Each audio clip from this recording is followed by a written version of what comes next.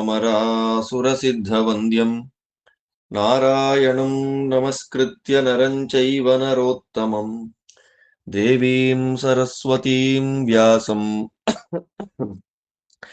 ತತೋ ಜಯಮುದೀರಯೇ. ಧರ್ಮಕ್ಷೇತ್ರೇ ಕುರುಕ್ಷೇತ್ರೇ ಸಮವೇತಾಯುಯುತ್ಸವಃ ಮಾಮಕಾಃ ಪಾಂಡವಾಶ್ಚೈವ ಕಿಮಕುರ್ವತ ಸಂಜಯ. ಹರಿ ಓಂ ದೇವಂ ನಾರಾಯಣಂ ನತ್ವಾ ಸರ್ವದೋಷ ವಿವರ್ಜಿತಂ ಪರಿಪೂರ್ಣಂ ಗುರುಂಶ್ಚಾನ್ ಗೀತಾರ್ಥಂ ವಕ್ಷ್ಯಾಮಿ ಲೇಷತಃ. ಸಮಸ್ತ ಗುಣ ಸಂಪೂರ್ಣಂ ಸರ್ವದೋಷ ವಿವರ್ಜಿತಂ ನಾರಾಯಣಂ ನಮಸ್ಕೃತ್ಯ ಗೀತಾ ತಾತ್ಪರ್ಯಮುಚ್ಯತೆ. ಲಕ್ಷ್ಮೀನಾರಾಯಣಂ ನತ್ವಾ ಪೂರ್ಣಬೋಧಾನ್ ಗುರುನಪಿ ಕುರ್ಮ ಶ್ರೀಕೃಷ್ಣಗೀತಾಯಾಃ ಭಾಷ್ಯಾದ್ಯುಕ್ತಾರ್ಥ ಸಂಗ್ರಹಂ.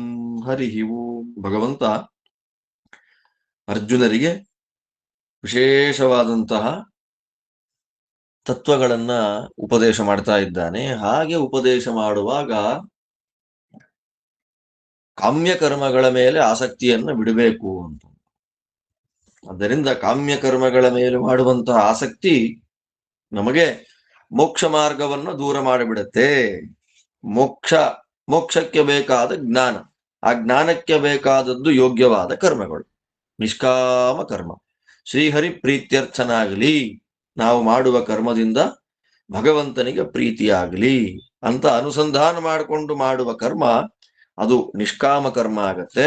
ಅಂತಹ ನಿಷ್ಕಾಮ ಕರ್ಮವನ್ನ ನೀನು ಮಾಡಬೇಕು. ಮಾತೆ ಸಂಗೋಸ್ತು ಅಕರ್ಮಣಿ ಅಂತಂದ. ಹಾಗಂತ ಹೇಳಿ ಕರ್ಮ ಮಾಡುವುದನ್ನ ಬಿಡ್ಲಿಕ್ಕೆ ಹೋಗ್ಬೇಡ. ಮಾತೆ ಸಂಗೋಸ್ತು ಅಕರ್ಮಣಿ, ನಿನ್ನ ಮನಸ್ಸು ಅಕರ್ಮಕ್ಕೆ ಹೋಗೋದು ಬೇಡ. ಅಂದ್ರೆ ನಾನು ಕರ್ಮನೇ ಮಾಡೋಲ್ಲ, ಸುಮ್ಮನೆ ಫಲ ಇಟ್ಟುಕೊಂಡು ಕರ್ಮ ಮಾಡಬೇಕು, ಫಲದ ಮೇಲಿನ ಆಸೆಯಿಂದ ಕರ್ಮ ಮಾಡಬೇಕು. ಆದ್ರೆ ನೀವು ಆಸೆನೇ ಬೇಡ, ಬರೀ ಕರ್ಮ ಮಾಡುವುದು ಅಂತ ಹೇಳ್ತಾ ಇದ್ದೀರಿ. ಯಾಕೆ ಮಾಡ್ಬೇಕು ನಾನು ಕರ್ಮನ? ಆದ್ದರಿಂದ ಕರ್ಮನೇ ಮಾಡಲ್ಲ ಅಂತಂದ್ರೆ ಭಗವಂತ ಹೇಳ್ತಾನೆ, ಮಾತೇ ಸಂಗೋಸ್ತು ಅಕರ್ಮಣಿ, ಬಿಡಬೇಡ. ಹಾಗಾದ್ರೆ ಹೇಗೆ ಮಾಡಬೇಕು ನಾವು ಕರ್ಮವನ್ನ? ತುಂಬಾ ಚೆನ್ನಾಗಿ ಹೇಳ್ತಾನೆ ಭಗವಂತ. ಏನ್ ವಿಸ್ತಾರವಾಗಿ ಏನ್ ವ್ಯಾಖ್ಯಾನ ಇಲ್ಲ, ಸಂಕ್ಷಿಪ್ತವಾಗಿ ಅಷ್ಟೇ ಅದ್ಭುತವಾಗಿ ಭಗವಂತ ನಮಗೆ ಹೇಳ್ತಾನೆ. ಯೋಗಸ್ಥಃ ಕುರು ಕರ್ಮಾಣಿ ಸಂಗಂ ತ್ಯಕ್ತ್ವಾ ಧನಂಜಯ ಸಿದ್ಧ್ಯ ಸಿದ್ಧ್ಯೋತ್ಸಮೋ ಭೂತ್ವಾ ಸಮತ್ವಂ ಯೋಗ ಉಚ್ಯತೆ. ಹೇಳಿದ್ದನ್ನೇ ಕರ್ಮಣ್ಯವಾಧಿಕಾರಸ್ಥೆ ಅನ್ನುವ ಶ್ಲೋಕದಲ್ಲಿ ಹೇಳಿದ್ದನ್ನೇ ಸ್ಪಷ್ಟಪಡಿಸ್ತಾನೆ ಕೃಷ್ಣ. ಏನು ಕೃಷ್ಣ ಹೇಳಿದ ಮಾತಿನ ತಾತ್ಪರ್ಯ ಏನು? ದೇವರು ಹೇಳ್ತಾರೆ, ಯೋಗಸ್ಥ ಕುರು ಕರ್ಮಾಣಿ. ಧನಂಜಯ, ಅರ್ಜುನ, ಕರ್ಮ ಹೇಗೆ ಮಾಡಬೇಕು? ಯೋಗಸ್ಥ. ಯೋಗ ಅಂದ್ರೆ ಉಪಾಯ. ತತ್ವಜ್ಞಾನಕ್ಕೆ ಯಾವುದನ್ನ ಮಾಡೋದ್ರಿಂದ, ಯಾವ ರೀತಿಯಲ್ಲಿ ನಾವು ಸಾಧನೆಯನ್ನ ಮಾಡೋದ್ರಿಂದ ತತ್ವಜ್ಞಾನ ಬರುತ್ತೋ ಅಂಥ ತತ್ವಜ್ಞಾನಕ್ಕೆ ಕಾರಣವಾದದ್ದನ್ನ ಯೋಗ ಅಂತ. ಅಂದ್ರೆ ಯೋಗಸ್ಥ ಅಂತಂದ್ರೆ ಜ್ಞಾನಕ್ಕೆ ಕಾರಣವಾಗುವ ಸಾಧನೆಗಳನ್ನ ಮಾಡ್ತಾನೆ, ಜ್ಞಾನ ಸಾಧನೆಗಳನ್ನ ಮಾಡುವವನು. ಏನಾಗಂದ್ರೆ ಯಾವ ಕರ್ಮಗಳನ್ನ ಮಾಡೋದ್ರಿಂದ ಜ್ಞಾನ ಬರುತ್ತೆ, ಕರ್ಮಗಳನ್ನ ಹೇಗೆ ಮಾಡೋದ್ರಿಂದ ಜ್ಞಾನ ಬರುತ್ತೆ, ಅದರಲ್ಲಿ ಇರ್ತಾನೆ. ಆದ್ದರಿಂದ ಅವನನ್ನ ಯೋಗಸ್ಥ. ಸಾಧಕರು ಅಂತ ನಾವಂತೀವಲ್ಲ, ಒಳ್ಳೆ ಸಾಧನೆ ಮಾಡ್ತಾರ್ರಿ ಅವರು ಅಂತ.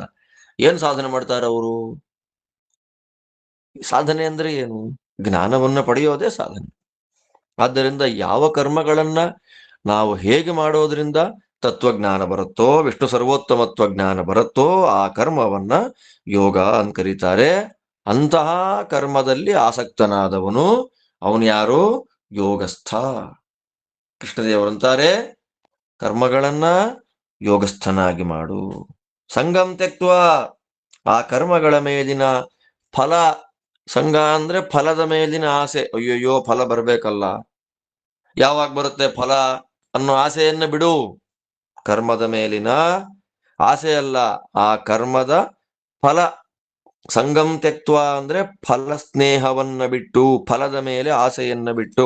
ನಾವು ತಾತ್ಪರ್ಯ ಏನ್ ಗೊತ್ತಾ, ಯಾವುದೇ ಕರ್ಮಗಳನ್ನ ಮಾಡಿದ್ರು ಕೂಡ ಶ್ರೀಹರಿ ಪ್ರೀತನಾಗ್ಲಿ, ಅದೇ. ಹಾಗ ಅನುಸಂಧಾನ ಮಾಡ್ಕೊಂಡು ನಾವು ಕರ್ಮ ಮಾಡುವಾಗ, ನೀವು ಕರ್ಮ ಯಾಕ್ರಿ ಮಾಡ್ತಾ ಇದ್ದೀರಿ ಅಂತಂದ್ರೆ, ದೇವರಿಗೋಸ್ಕರ ಕರ್ಮ ಮಾಡ್ತಾ ಇದ್ದೇನಪ್ಪ, ದೇವರ ಪ್ರೀತಿ ಆಗ್ಲಿ ಅಂತ ನಾನೇ ಕರ್ಮಗಳನ್ನ ಮಾಡ್ತಾ ಇರೋದು. ಶ್ರೀಹರಿ ಪ್ರೀತನಾಗಲಿ, ವಿಷ್ಣು ಪ್ರೇರಣೆಯ ಶ್ರೀ ವಿಷ್ಣು ಪ್ರೀತ್ಯರ್ಥಂ. ನಮ್ಮ ಅನುಸಂಧಾನ ಎಲ್ಲ ಹಾಗೆ. ದೇವರು ಪ್ರೇರಣೆ ಮಾಡಿದ್ದಾನೆ, ನನ್ನೊಳಗೆ ನಿಂತು ಈ ಕೆಲಸವನ್ನ ದೇವರು ಮಾಡಿಸ್ತಾ ಇದ್ದಾರೆ. ಈ ಕೆಲಸದಿಂದ ಸ್ವಕೃತೇನ ತುಷ್ಯೇತ್, ದೇವರೇ ಸುಪ್ರೀತರಾಗಲಿ ಅಂತ ಪ್ರಾರ್ಥನೆ ಮಾಡಿಕೊಂಡು ಮಾಡುವಂತಹ ಕರ್ಮ, ಅದರಲ್ಲಿ ಬೇರೆ ಯಾವ ಆಸೆನೂ ಇಲ್ಲ. ಫಲ ಬಂದ್ರೆ ಏನು, ಫಲ ಬಿಟ್ರೆ ಏನು. ಫಲ ಬರ್ಲಿಲ್ಲ ಅಂದ್ರೆ ದುಃಖ ಆಗೋದಿಲ್ಲ, ಫಲ ಬಂದ್ರೆ ತುಂಬಾ ಸಂತೋಷ ಆಗೋದಿಲ್ಲ. ಯಾಕೆ ಅಂದ್ರೆ ಅವನು ಕರ್ಮಗಳನ್ನ ಮಾಡ್ತಾ ಇರೋದು ದೇವರಿಗೆ ಪ್ರೀತಿ ಆಗಲಿ ಅಂತ. ಕರ್ಮ ಬರ್ಲಿ ಫಲ ಬರ್ಲಿ ಅಂತ ಮಾಡ್ತಾ ಇಲ್ಲ. ಅಯ್ಯೋ ಫಲ ಬರುತ್ತೋ ಬಿಡುತ್ತೋ ಅನ್ನುವ ಡೌಟ್ ಇಂದ, ಅಥವಾ ಫಲ ಬಂದೇ ಬರುತ್ತೆ ಅನ್ನುವಂತಹ ದೊಡ್ಡ ಆಸಕ್ತಿಯಿಂದ ಅವನು ಕರ್ಮಗಳನ್ನ ಮಾಡ್ತಾ ಇಲ್ಲ. ಅವನು ಮಾಡ್ತಾ ಇರೋದೇ ಯೋಗಸ್ಥನಾಗಿ, ನನಗೆ ಜ್ಞಾನ ಬೇಕ್ರಿ, ನಾನು ಈ ಕರ್ಮಗಳನ್ನ ಈಗ ಮಾಡ್ತಾ ಇರೋದು ಯಾಕೆ ಗೊತ್ತಾ, ತತ್ವಜ್ಞಾನ ಕೊಡ್ತಾನೆ ಸ್ವಾಮಿ ಅನ್ನೋ ಆಸೆಯಿಂದ. ಆ ಆಸೆ ಅಂತೂ ಹೋಗ್ಬಾರ್ದು, ತತ್ವಜ್ಞಾನ ಕೊಡ್ಲಿ ದೇವರು. ಹಾಗೆ ಯೋಗಸ್ಥನಾಗಿ ಕರ್ಮಗಳನ್ನ ಮಾಡಿಬಿಟ್ರೆ, ಅವಾಗಲೇ ಹೇಳಿದ ಹಾಗೆ ದೇವರು ಪ್ರೀತನಾಗ್ಲಿ ಎನ್ನುವ ಸಂಕಲ್ಪ ಇಟ್ಟುಕೊಂಡು ಕರ್ಮಗಳನ್ನ ಮಾಡಿದರೆ ಮುಗಿತಲ್ಲ. ಫಲ ಬರ್ಲಿ ಫಲ ಬರದೇ ಇರ್ಲಿ, ಸಮನಾಗಿರ್ತಾನವನು. ಸಿದ್ಧ ಸಿದ್ಧ್ಯೋಹೋ ಸಮೋಭೂತ್ವ, ಸಿದ್ಧಿ ಮತ್ತು ಅಸಿದ್ಧಿ. ಫಲದ ಮೇಲಿನ ಆಸೆನೇ ಇಲ್ಲ ಅವನಿಗೆ. ಯಾವ ಫಲ ಬರುತ್ತೆ, ಆ ಫಲ ಹೇಗೆ ಬರುತ್ತೆ, ಅದ್ಯಾವ ಫಲಗಳ ಮೇಲೂ ಕೂಡ ಅವನಿಗೆ, ಆ ಮಹಾನುಭಾವನಾದ ಜ್ಞಾನಿಗೆ ಆಸೆನೇ ಇಲ್ಲ. ಆದ್ದರಿಂದ ಆಸೆಯನ್ನ ಅವನು ಬಿಟ್ಟಿದ್ದಾನೆ. ಆದ್ದರಿಂದ ಫಲದ ಮೇಲೆ ಅವನಿಗೆ ಇಂಟ್ರೆಸ್ಟೇ ಇಲ್ಲ. ಆದ್ದರಿಂದ ಸಿದ್ಧಿಯಾಗ್ಲಿ ಅಸಿದ್ಧಿಯಾಗ್ಲಿ, ಫಲ ಬರಲಿ ಫಲ ಬರದೇ ಇರಲಿ, ಟೆನ್ಷನ್ನೇ ಇಲ್ಲ, ಸಮಾಧಾನಾಗಿರ್ತಾನೆ. ದೇವರಿಗೋಸ್ಕರವಾಗಿ ಅವನು ಕರ್ಮಗಳನ್ನು ಮಾಡ್ತಾನೆ. ಆದ್ದರಿಂದ ಯೋಗ ಅಂದ್ರೆ ಏನು ಗೊತ್ತಾ, ಸಮತ್ವಂ ಯೋಗ ಉಚ್ಯತೆ. ಸಮತ್ವಂ, ಫಲದ ಮೇಲಿನ ಆಸೆಯನ್ನ ಬಿಟ್ಟು ಶ್ರೀಹರಿಪ್ರೀತನಾಗ್ಲಿ ಎನ್ನುವ ಸಂಕಲ್ಪ ಇಟ್ಟುಕೊಂಡು ನಮ್ಮ ನಮ್ಮ ವರ್ಣಾಶ್ರಮಗಳಿಗೆ ಅನುಕೂಲವಾದಂತಹ ಕರ್ಮಗಳನ್ನ ಮಾಡೋದನ್ನೇ ಏನ್ ಕರೀತಾರೆ, ಯೋಗ. ಆ ಕರ್ಮಗಳನ್ನ ಮಾಡುವಾಗ ಫಲ ಬರ್ಲಿ ಫಲ ಬರದೇ ಇರ್ಲಿ, ಅವನಿಗೆ ಯಾವ ಟೆನ್ಷನ್ನು ಇಲ್ಲ. ಫಲ ಬಂದ್ರೂ ಟೆನ್ಷನ್ ಇಲ್ಲ, ಫಲ ಬರದೇ ಇದ್ರೂ ಅವನಿಗೆ ಟೆನ್ಷನ್ ಇಲ್ಲ. ಅದನ್ನೇ, ಆ ಸಮತ್ವವನ್ನೇ ಕೃಷ್ಣದೇವರು ಕರೀತಾರೆ ಯೋಗ. ಯೋಗ ಅಂದ್ರೆ ಬೇರೆ ಇನ್ನೇನು ಅಲ್ಲ. ಕೈಕಾಲುಗಳನ್ನು ತಿರುಗಿಸಿ ಆಸನದಲ್ಲಿ ಕೂತ್ಕೊಳ್ಳೋದನ್ನ ಯೋಗ ಅನ್ಬಿಡ್ತೀವಿ ನಾವು. ಯೋಗದಲ್ಲಿ, ಅಷ್ಟಾಂಗ ಯೋಗದಲ್ಲಿ ಒಂದು ಕೂತ್ಕೊಳ್ಳೋದು ಕಲಿಯೋದು. ಯೋಗ ಅಂದ್ರೆ ಇದು, ಸಮತ್ವವನ್ನ ಯೋಗ. ದೇವರ ಅನುಗ್ರಹ ಆಗಲಿ, ಅದಕ್ಕೆ ಮತ್ತೆ ಮತ್ತೆ ಅರ್ಥ ಆಗಲಿ ಅಂತ ಹೇಳ್ತಾ ಇದ್ದೀನಿ ಅಷ್ಟೇ. ದೇವರ ಅನುಗ್ರಹ ಆಗ್ಲಿ, ದೇವರ ಪ್ರೀತಿ ಆಗ್ಲಿ, ನಮಗವನು ಶಾಸ್ತ್ರಗಳ ಯಥಾರ್ಥವಾದ ತತ್ವಜ್ಞಾನವನ್ನ ನಮಗೆ ಯೋಗ್ಯವಾದ ರೀತಿಯಲ್ಲಿ ಕೊಡ್ಲಿ ಅಂತ ಪ್ರಾರ್ಥನೆ ಮಾಡಿಕೊಂಡು ಕರ್ಮಗಳನ್ನ ಮಾಡೋದನ್ನೇ ಸಮತ್ವ. ಫಲಗಳ ಮೇಲೆ ಆಸೆ ಬಿಟ್ಟು, ಬಂದ್ರೂ ಸಂತೋಷ ಇಲ್ಲ, ಬರದೇ ಇದ್ರೆ ದುಃಖ ಇಲ್ಲ. ಆ ಸಮತ್ವ, ಸಮನಾಗಿ ಕರ್ಮಗಳನ್ನ ಮಾಡೋದನ್ನೇ ಭಗವಂತ ಸ್ವಾಮಿ ಅಂತಾನೆ ಯೋಗ. ಆದ್ದರಿಂದಲೇ ಈ ಸಮತ್ವ, ಸಮತಾ ಸ್ಥಿತಿ ಅನ್ನೋದು ನಮಗೆ ಬಂದು ಬಿಟ್ರೆ, ಈ ಕಾಮ್ಯಕರ್ಮ ಅಂತ ಅನ್ನೋದು ಎಷ್ಟು ಚಿಕ್ಕದು ಅಂತ ಅನಿಸ್ಬಿಡುತ್ತೆ.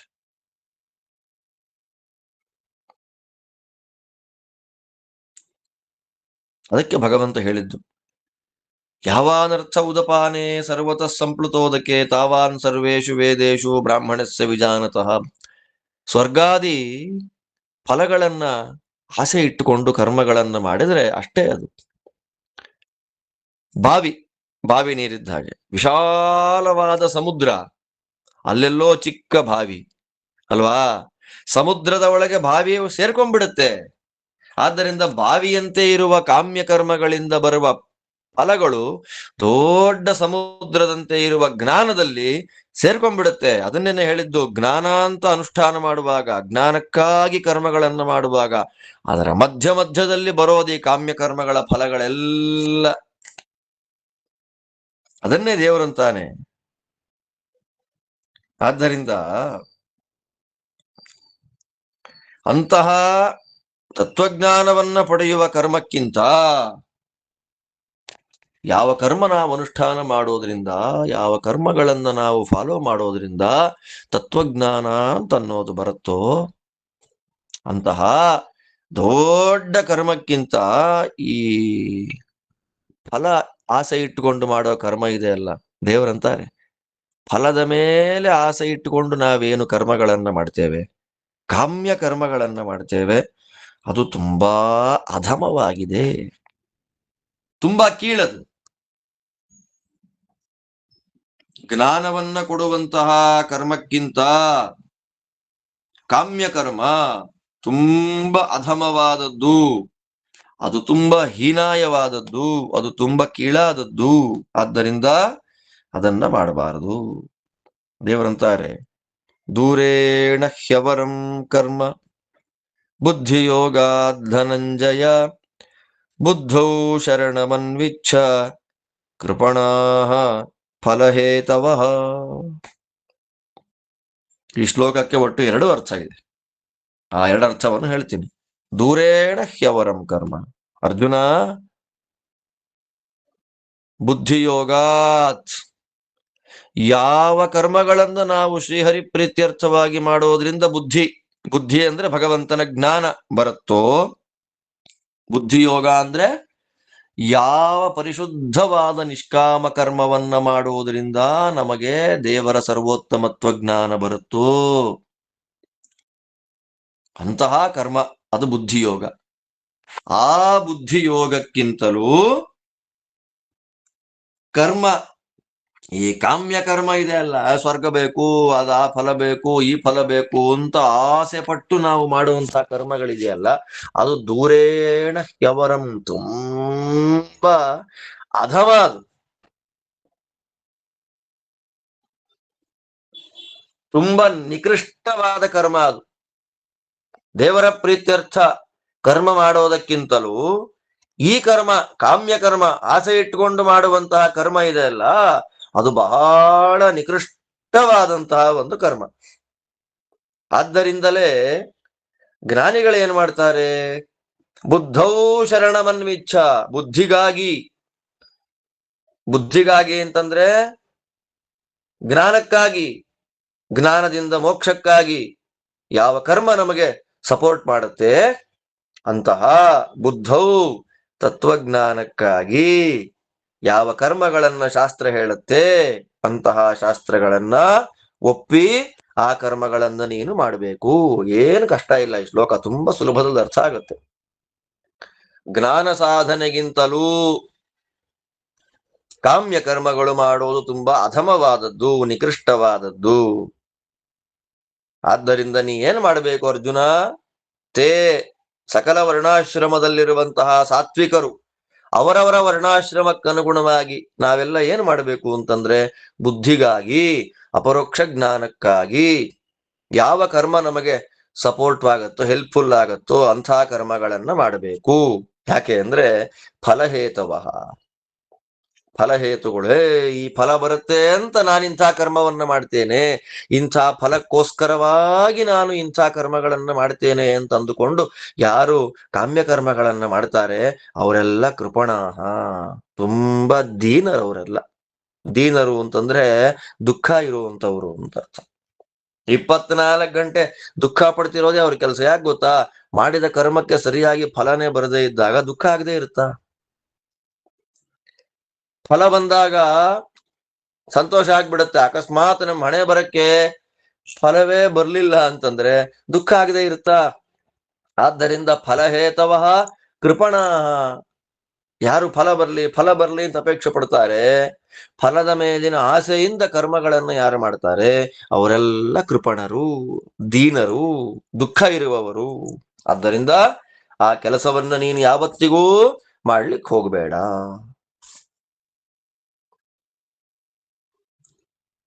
ತುಂಬಾ ಡೇಂಜರಸ್ ಆಗಿರತಕ್ಕಂತಹ ವ್ಯಾಪಾರ ಅಪ್ಪ ಅದು, ಅಂಥದ್ದು ನೀನು ಮಾಡ್ಲಿಕ್ಕೆ ಹೋಗಬೇಡ ಅಂತ ಸುಸ್ಪಷ್ಟವಾಗಿ ಭಗವಂತ ಹೇಳ್ತಾನೆ.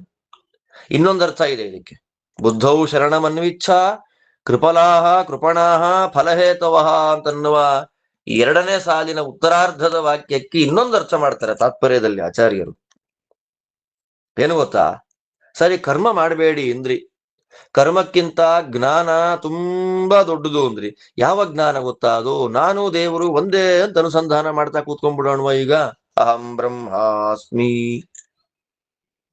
ನಾನೇ ನಾನು ಅಂತಂದ್ರೆ ಈ ದೇಹಿ ಅಲ್ಲ, ಚೈತನ್ಯ ಜೀವ, ಜೀವನಿಗೂ ಬ್ರಹ್ಮನಿಗೂ ಭೇದ ಇಲ್ಲ. ನಾನೇ ದೇವರು ಅಂತ ಉಪಾಸನೆ ಮಾಡ್ತಾ ಕೂತ್ಕೊಂಡ್ಬಿಡೋದು. ಹಾಗಾದ್ರೆ ಈಶ್ವರೈಕ್ಯ ಐಕ್ಯ ಚಿಂತನೆಯನ್ನು ಮಾಡ್ತಾ ಕೂತ್ಕೊಳ್ತೇನೆ. ಅವಾಗ ಯಾವ ಕರ್ಮ ಗಿರ್ಮಾಟ? ಯಾಕೆಂದ್ರೆ ಕರ್ಮ ಕೆಟ್ಟದ್ದು ಅಂತ ನೀನೇ ಹೇಳಿದ್ದಿ, ಜ್ಞಾನಕ್ಕಿಂತ ಕರ್ಮ ತುಂಬಾ ಹೀನಾಯವಾದದ್ದು, ನಿಕೃಷ್ಟ ಅಂತ ನೀನೇ ಹೇಳ್ದಿ. ಆದ್ದರಿಂದ ಕೃಷ್ಣ, ನಾನು ಟೆನ್ಷನ್ ಇಲ್ದಾಗೆ ನಾನು ನೀನು ಒಬ್ಬನೇ, ಐಕ್ಯ ಅಂತೆಲ್ಲ ಚಿಂತನೆ ಮಾಡ್ತಾ ಕೂತ್ಕೊಂಡ್ಬಿಡೋದ ಅಂದ್ರೆ ಭಗವಂತ ಅಂತಾನೆ, ಆ ತಪ್ಪು ಕೆಲಸ ಮಾತ್ರ ಮಾಡಕ್ ಹೋಗ್ಬೇಡಪ್ಪ. ಬುದ್ಧೌ ಜಾತಾಯಾಮಪಿ, ಆಚಾರ್ಯ ಬರೀತಾರೆ ತಾತ್ಪರ್ಯದಲ್ಲಿ, ನಿಮಗೆ ಅಪರೋಕ್ಷ ಜ್ಞಾನ ಬಂದ ಮೇಲೂ ಕೂಡ,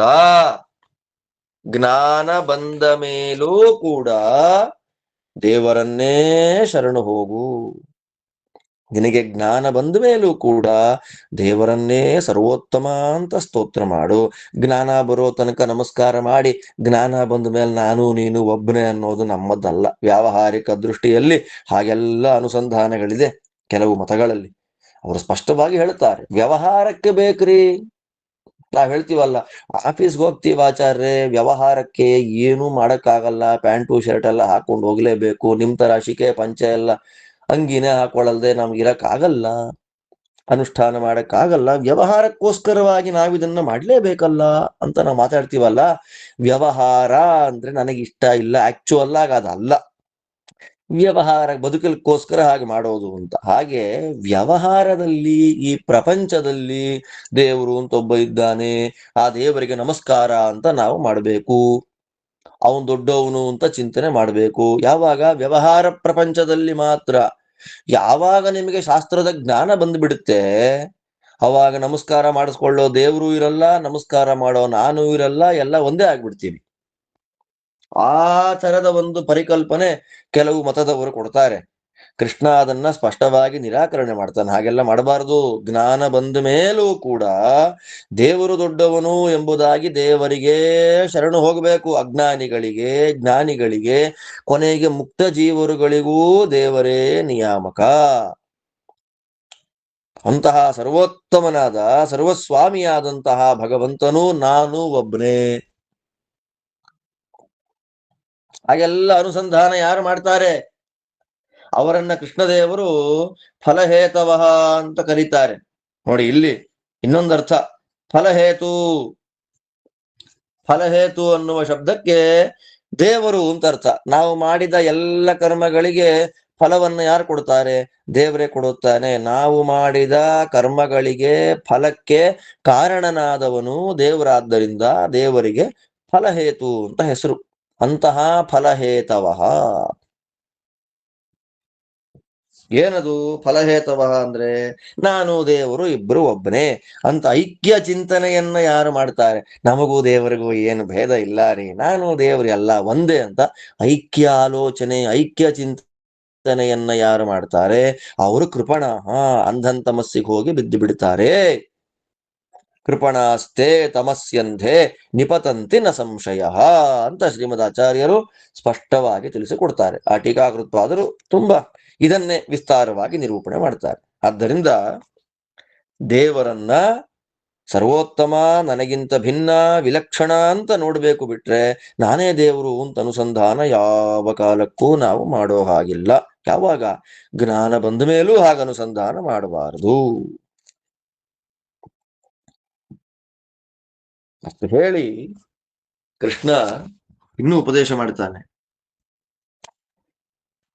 ಜ್ಞಾನಕ್ಕಿಂತ ಕರ್ಮ ತುಂಬಾ ದೂರೇಣ ಹ್ಯವರಂ ಕರ್ಮ ಅಂತ. ದೂರೇಣ ಆ ಕಾಮ್ಯ ಕರ್ಮಕ್ಕೂ ಜ್ಞಾನಕ್ಕೂ ಏನು ಎಷ್ಟು ಡಿಫರೆನ್ಸ್ ಇದೆ ಅಂತಂದ್ರೆ ಅದು ಎಷ್ಟು ಹತ್ರ ಅಂತ ನಮಗ್ ಕಲ್ಪನೆಯನ್ನು ಮಾಡ್ಲಿಕ್ಕಾಗಲ್ಲ, ಅಷ್ಟು ದೂರ ಇದೆ.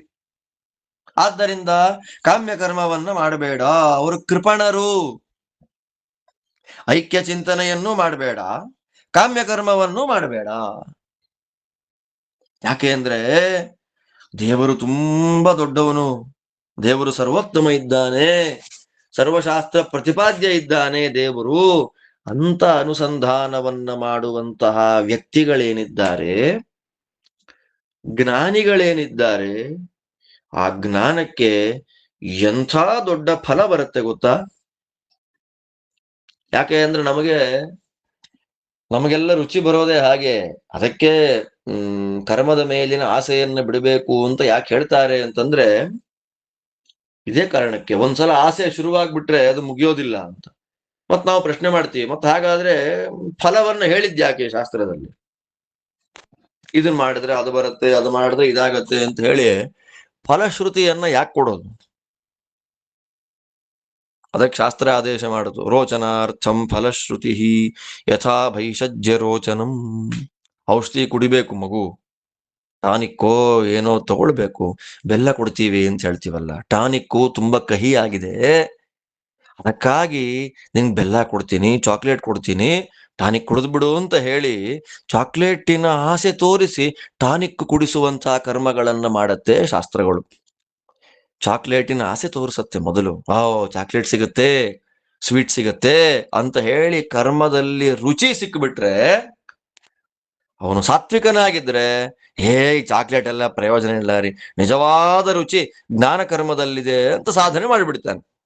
ರೋಚನಾರ್ಥಂ, ಆಸೆ ಹುಟ್ಟಿಸ್ಲಿಕ್ಕಾಗಿ ಸ್ವೀಟಿನ ಆಸೆ ತೋರಿಸಿ ಔಷಧಿಯನ್ನ ಕುಡಿಸುವಂತೆ ಶಾಸ್ತ್ರಗಳು ನಮಗೆ ಆ ಫಲದ ಆಸೆಯನ್ನ ತೋರಿಸಿ ಕರ್ಮ ಮಾಡು ಅಂತ ಆದೇಶ ಮಾಡುತ್ತೆ. ಅದಕ್ಕೆ ನಾವು ಅದರ ಚಾಕ್ಲೇಟ್ ಅಲ್ಲೇ ಬಿದ್ದು ಬಿಟ್ರೆ ಅದಕ್ಕಿಂತ ಮೇಲೆ ನಾವು ಹೋಗೋದೇ ಇಲ್ಲ. ಅದಕ್ಕಾಗಿ ದೇವರು ಮತ್ತೆ ಮತ್ತೆ ಹೇಳ್ತಾನೆ ಅದನ್ನ, ಕರ್ಮ ಮಾಡೋದರಿಂದ, ಕಾಮ್ಯ ಕರ್ಮಗಳನ್ನ ಮಾಡೋದ್ರಿಂದ ಏನು ಫಲ ಬರುತ್ತೆ ಅರ್ಜುನ, ಅದಕ್ಕಿಂತ ಅನಂತ ಪಟ್ಟು ದೊಡ್ಡ ಫಲ ಜ್ಞಾನಕ್ಕಿದೆಯಪ್ಪ. ಜ್ಞಾನಕ್ಕೆ ಬರುವಂತಹ ಫಲವನ್ನ ಕೊಡ್ಲಿಕ್ಕೆ ಬೇರೆ ಯಾವ ಕರ್ಮಗಳಿಗೂ ಸಾಧ್ಯ ಇಲ್ಲ ಅಂತ ಜ್ಞಾನಕ್ಕೆ ಬರುವ ಫಲ ಏನು ಅಂತ ಭಗವಂತ ಈ 50ನೇ ಶ್ಲೋಕದಲ್ಲಿ ಹೇಳ್ತಾನೆ. ಬುದ್ಧಿಯುಕ್ತೋ ಜಹಾತೀಹ ಉಭೇ ಸುಕೃತ ದುಷ್ಕೃತೆ ತಸ್ಮಾದ್ ಯೋಗಾಯ ಯುಜ್ಯಸ್ವ ಯೋಗ ಕರ್ಮಸು ಕೌಶಲಂ. ಇಹ ಅಂದ್ರೆ ಇಲ್ಲಿ, ಇಲ್ಲಿ ಅಂದ್ರೆ ಎಲ್ಲಿ? ಇಲ್ಲಿ ಅಂದ್ರೆ ಸಂಸಾರದಲ್ಲಿ. ಸಂಸಾರದಲ್ಲಿ ಅಂದ್ರೆ ಯಾರು? ಎಲ್ರೂ ಅಲ್ಲ. ಯಾರಿಗೆ ಮೋಕ್ಷದ ಅಪೇಕ್ಷೆ ಇದೆ, ಮುಮುಕ್ಷಗಳು ಅಂತ ಯಾರಿದ್ದಾರೆ, ಅಂತಹ ಮಹಾನುಭಾವರು, ಸಾತ್ವಿಕರು, ಅವರಿಗೆ ಬುದ್ಧಿ ಬಂದುಬಿಡ್ತು ಅಂದ್ರೆ, ಬುದ್ಧಿ ಅಂದ್ರೆ ಏನು? ಅಪರೋಕ್ಷ ಜ್ಞಾನ ಅಂತ ಅರ್ಥ. ಅದಕ್ಕೆ ಬುದ್ಧಿ ಯೋಗ ಅಂದ್ರೆ ಅಪರೋಕ್ಷ ಜ್ಞಾನಕ್ಕೆ ಕಾರಣವಾಗುವ ಸಾಧನೆಗಳು. ಅವ್ರು ತುಂಬಾ ಸಾಧಕರು, ತುಂಬಾ ಸಾಧನೆ ಮಾಡ್ತಾರೆ ಅಂತಲ್ಲ, ನಾವು ಸಾಧನೆ ಮಾಡೋದು ಯಾಕೆ? ಅಪರೋಕ್ಷ ಜ್ಞಾನ ಪಡೀಲಿ. ಅದಕ್ಕೆ ಮತ್ತೆ ಮತ್ತೆ ಹೇಳ್ತಾನೆ ಕೃಷ್ಣ, ಅದನ್ನ ಸ್ಪಷ್ಟಪಡಿಸ್ತಾನೆ, ಮರಿಬೇಡಿ ಇದನ್ನ. ಇಲ್ಲಿ ಸಾತ್ವಿಕ ವರ್ಗ ಇದೆ ಅಲ್ಲ, ಮುಮುಕ್ಷುಗಳು, ಮೋಕ್ಷವನ್ನು ಅಪೇಕ್ಷೆ ಪಡತಕ್ಕಂತಹ ವ್ಯಕ್ತಿಗಳು, ಅವರಲ್ಲಿ ಯಾರಿಗೆ ಬುದ್ಧಿ ಬಂದು ಬಿಡುತ್ತೆ, ನಿಂಗೆ ಬುದ್ಧಿನೇ ಬಂದಿಲ್ಲ ನೋಡು ಅಂತೀವಿ ನಾವು ಅನೇಕರಿಗೆ. ದೇವರಂತಾರೆ ಯಾರಿಗೆ ಬುದ್ಧಿ ಬರುತ್ತೆ, ಅದರಲ್ಲಿ ಏನು ಬುದ್ಧಿ? ಅಪರೋಕ್ಷ ಜ್ಞಾನ ಯಾರಿಗೆ ಬರುತ್ತೆ, ಅಂತಹ ಅಪರೋಕ್ಷ ಜ್ಞಾನಿಗಳು ಎರಡನ್ನ ಬಿಟ್ಟು ಬಿಡ್ತಾರಂತೆ. ಜಹಾತಿ ಉಭೇ ಸುಕೃತ ದುಷ್ಕೃತೆ. ಸುಕೃತವನ್ನು ದುಷ್ಕೃತವನ್ನು, ಪುಣ್ಯವನ್ನು ಪಾಪವನ್ನು ಎರಡನ್ನೂ ಬಿಟ್ಟು ಬಿಡ್ತಾನೆ. ಇದನ್ನೇ ಬ್ರಹ್ಮಸೂತ್ರದಲ್ಲಿ ವೇದವ್ಯಾಸ ದೇವರು ನಿರೂಪಣೆಯನ್ನು ಮಾಡುವಾಗ ತದಧಿಗಮ ಪೂರ್ವೋತ್ತರ ಘಯೋರಶ್ಲೇಷ ವಿನಾಶವು ತದ್ವ್ಯಪದೇಶಾತ್ ಅಂತ ಬ್ರಹ್ಮಸೂತ್ರದಲ್ಲಿ ದೇವರ ಅಪರೋಕ್ಷ ಜ್ಞಾನ ಆಗ್ತಾ ಇದ್ದ ಹಾಗೆ ಅವನಿಗೆ ಸಂಚಿತ ಮತ್ತು ಆಗಾಮಿ ಕರ್ಮಗಳ ವಿಶ್ಲೇಷ ವಿನಾಶ ಫಲ ಹೇಳ್ತಾರೆ. ಅದು ಹೇಳ್ತಾರೆ ನೋಡಿ, ಇಲ್ಲಿ ಉಭಯ ಸುಕೃತ ದುಷ್ಕೃತೆ ಜಹಾತಿ. ಸುಕೃತ ಪುಣ್ಯ ಕರ್ಮಗಳನ್ನೂ ಬಿಟ್ಟು ಬಿಡ್ತಾನೆ, ದುಷ್ಕೃತೆ ಪಾಪಗಳನ್ನೂ ಬಿಟ್ಟು ಬಿಡ್ತಾನೆ. ಇದರಲ್ಲಿ ಪುಣ್ಯವನ್ನು ಬಿಡೋದು ಅಂದ್ರೆ ಅರ್ಥ ಏನು? ಪುಣ್ಯ ಅಂದ್ರೆ ಪುಣ್ಯದಲ್ಲಿ ಒಟ್ಟು 2 ರೀತಿಯಾದ ಪುಣ್ಯ ಇದೆ ಅಂತ ಶಾಸ್ತ್ರ ಹೇಳತ್ತೆ. ಒಂದು ಇಷ್ಟ ಪುಣ್ಯ, ಇನ್ನೊಂದು ಅನಿಷ್ಟ ಪುಣ್ಯ. ಅನಿಷ್ಟ ಪುಣ್ಯ ಅಂದ್ರೆ ಏನು? ಮತ್ತೆ ಮತ್ತೆ ಮನುಷ್ಯರಾಗಿ ಹುಟ್ಟೋದು, ಸಾಯುವುದು, ಒದ್ದಾಡೋದು, ಇದೆಲ್ಲಕ್ಕೂ ಕಾರಣವಾಗುವಂತಹ ಒಂದು ಪುಣ್ಯ. ಮಾನುಷ್ಯಾದಿ ಫಲಕಂ ಅಂತ ಹೇಳ್ತಾರೆ. ಅದು ಅನಿಷ್ಟ ಪುಣ್ಯ. ಮತ್ತೆ ಮತ್ತೆ ಹುಟ್ಟುವಂತೆ ಮಾಡುವಂಥದ್ದು. ಅದನ್ನು ಬಿಟ್ಟು ಬಿಡ್ತಾನಂತೆ. ಇಷ್ಟ ಪುಣ್ಯವನ್ನ ಬಿಡಲ್ಲ. ಇಷ್ಟ ಪುಣ್ಯ ಅಂದ್ರೇನು? ಉಪಾಸನೆ ಮಾಡಿದ್ದು. ಅಂದ್ರೆ ಯಾವ ಪುಣ್ಯವನ್ನ ನಾವು ಇಟ್ಟುಕೊಂಡ್ರೆ ನಮಗೆ ತತ್ವಜ್ಞಾನ ಬರುತ್ತೆ. ತತ್ವಜ್ಞಾನ ಬಂದಿದೆ ಇವನಿಗಾಗಲೇ, ಆದ್ರೆ ನಾವು ಯಾವ ಕರ್ಮಗಳನ್ನ ನಾವು ಮಾಡೋದ್ರಿಂದ ನಮಗೆ ತತ್ವಜ್ಞಾನ ಇರುವಂತಹ ಈ ತತ್ವಜ್ಞಾನ ಇನ್ನೂ ಜಾಸ್ತಿ ಆಗುತ್ತೆ. ಯಾವ ಪುಣ್ಯವನ್ನ ನಾವು ನಮ್ಮಲ್ಲೇ ಇಟ್ಟುಕೊಂಡ್ರೆ ಮೋಕ್ಷದಲ್ಲಿ ಆನಂದದ ಅಭಿವೃದ್ಧಿ ಆಗತ್ತೆ, ಅಂಥ ಪುಣ್ಯವನ್ನ ಇಷ್ಟ ಪುಣ್ಯ ಅಂತ ಕರೀತಾರೆ. ಆ ಇಷ್ಟ ಪುಣ್ಯವನ್ನ ಅವನಲ್ಲೇ ಇಟ್ಕೊಳ್ತಾನೆ ಸಾಧಕ ಜೀವ. ಅವನು ಅಂದ್ರೆ ಬರೀ ಗಂಡಸು ಅಂತ ಅರ್ಥ ಅಲ್ಲ, ಜೀವ ಅಂತ ಅರ್ಥ. ಸ್ತ್ರೀಯೂ ಹೌದು, ಪುರುಷರೂ ಹೌದು. ಕೃಷ್ಣ ಹೇಳಿದ್ದಾನೆ ಅವಾಗಲೇ, ಸ್ತ್ರೀ ವಾ ಪುರುಷೋ ವಾ ಅಂತ. ಸಾಧಕರ ಮಧ್ಯದಲ್ಲಿ ಸ್ತ್ರೀ ಸಾಧಕರು, ಪುರುಷ ಸಾಧಕರು. ಇಷ್ಟ ಪುಣ್ಯವನ್ನ ಅಂದ್ರೆ ಮತ್ತೆ ಹೇಳ್ತೀನಿ ನೋಡಿ, ಯಾವ ಪುಣ್ಯವನ್ನ ನಮ್ಮಲ್ಲೇ ಇಟ್ಕೊಳ್ಳೋದ್ರಿಂದ ಜ್ಞಾನಾಭಿವೃದ್ಧಿ ಆಗತ್ತೆ, ಯಾವ ಪುಣ್ಯದಿಂದ ಮೋಕ್ಷದಲ್ಲಿ ಆನಂದಾಭಿವೃದ್ಧಿ ಆಗುತ್ತೆ, ಆ ಪುಣ್ಯವನ್ನ ಅವನು ತನ್ನಲ್ಲೇ ಇಟ್ಕೊಂತಾನೆ. ಆ ಪುಣ್ಯ ಬಿಡಲ್ಲ. ಮತ್ತೆ ಬಿಡೋ ಪುಣ್ಯ ಯಾವುದು ಅಂತಂದ್ರೆ, ಯಾವುದವನನ್ನ ಮತ್ತೆ ಇಲ್ಲೇ ಕಟ್ಟಾಕ್ಬಿಡುತ್ತೆ, ಮತ್ತೆ ಮತ್ತೆ ಮತ್ತೆ ಅವನ್ ಇಲ್ಲೇ ಇರೋ ತರ ಯಾವ ಪುಣ್ಯ ಬಂಧನ ಮಾಡಿಬಿಡುತ್ತೆ, ಆ ಪುಣ್ಯವನ್ನ ಬಿಟ್ಟು ಬಿಡ್ತಾನೆ. ಆ ಪುಣ್ಯವನ್ನ ಬಿಡೋದು ಹೇಗೆ? ಆ ಪುಣ್ಯವನ್ನ ಬಿಡೋದು ಅಂದ್ರೇನು? ಪುಣ್ಯವನ್ನ ಬಿಡೋದು ಅಂದ್ರೇನು? ಹೇಗಿದೆ ನೋಡಿ. ಪುಣ್ಯ ಬಿಡೋದು ಅಂತೀವಲ್ಲ, ಪುಣ್ಯಗಳನ್ನ ಬಿಡೋದು ಅಂದ್ರೇನು? ಇವಾಗ ನಾವು ದೊಡ್ಡ ದೊಡ್ಡ ಜ್ಞಾನಿಗಳು, ಮಹಾನುಭಾವರ ಸೇವೆ ಎಲ್ಲ ಮಾಡ್ತೀವಿ. ಋಷಿಪಾದರಾಜರು, ವಾದಿರಾಜರು, ವ್ಯಾಸರಾಜರು, ರಘುತ್ತಮ ಸ್ವಾಮಿಗಳು, ರಾಘವೇಂದ್ರ ಸ್ವಾಮಿಗಳು, ಇಂಥ ಜ್ಞಾನಿಗಳ ಸೇವೆಗಳನ್ನ, ಜ್ಞಾನಿಗಳ ದರ್ಶನವನ್ನ ನಾವಿದೆಲ್ಲ ಮಾಡ್ತೀವಲ್ವಾ. ಆ ದರ್ಶನವನ್ನ, ಅವರ ಸೇವೆಯನ್ನ ಮಾಡಿದಾಗ ನಮಗೆಲ್ಲ ಅನುಗ್ರಹವನ್ನ ಮಾಡ್ತಾರಲ್ಲ ಅವರು. ಆ ಅನುಗ್ರಹ ಅಂತಂದ್ರೆ ಅವರಲ್ಲಿರುವ ಅನಿಷ್ಟ ಪುಣ್ಯವನ್ನ ನಮಗವರು ಕೊಡ್ತಾ ಇರೋದು ಅಂತ ಅರ್ಥ. ಅದನ್ನ ಅವರೆಲ್ಲ ಏನ್ ಮಾಡ್ತಾರೆ? ಸಮುತ್ತಿಷ್ಟಂತಿ ಪ್ರಜಾಪತೆ ಸಭಾಂ ವೇಶ್ಮ ಪ್ರಪದ್ಯೆ ಸ್ತ್ರೀಭಿರ್ವಾ ಯಾನೈರ್ವಾ ಜ್ಞಾತಿಭಿರ್ವಾ ಕಾಮಾನ್ನಿ ಕಾಮರೂಪ್ಯನು ಸಂಚರನ್ ಸ ಏಕಧಾ ಭವತಿ ಇತ್ಯಾದಿಯಾಗಿ ಎಷ್ಟು ಪ್ರಮಾಣಗಳಲ್ಲಿ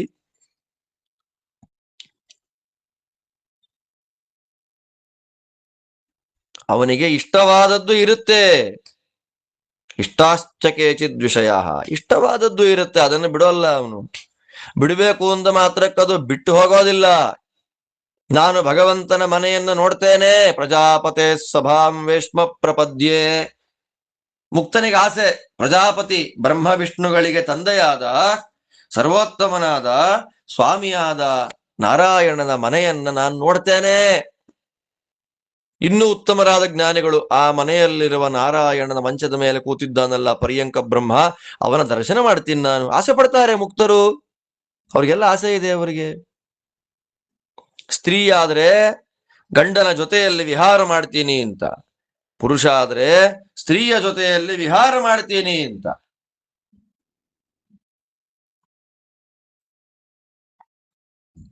ಆದ್ದರಿಂದ ಅನಿಷ್ಟ ಪುಣ್ಯ ಇಷ್ಟ ಪುಣ್ಯ ಎರಡು ರೀತಿಯಲ್ಲಿ ಅನಿಷ್ಟ ಪುಣ್ಯವನ್ನ ಅವ್ರು ಏನ್ ಮಾಡ್ತಾರೆ, ಬಿಟ್ಟು ಬಿಡ್ತಾರೆ. ಅದ್ರ ಮೇಲೆ ನಮ್ಮ ಪ್ರಶ್ನೆ ಬರುತ್ತೆ, ಅನಿಷ್ಟ ಪುಣ್ಯ ಅಂದ್ರೆ ಏನು? ಅಲ್ಲಿ ಅನಿಷ್ಟ ಅಂತಂದ್ರೆ ಅನಿಷ್ಟ ಅಂತ ಹೇಳ್ತೀವ ನಾವು, ಆ ತರ ಅನಿಷ್ಟ ಅಲ್ಲ. ಅಲ್ಲಿ ಅನಿಷ್ಟ ಅಂತಂದ್ರೆ ಯಾವುದು ನಮ್ಮನ್ನ ಇನ್ನೂ ಸಂಸಾರದಲ್ಲೇ ಕೂಡುವಂತೆ ಮಾಡಿಬಿಡುತ್ತೋ,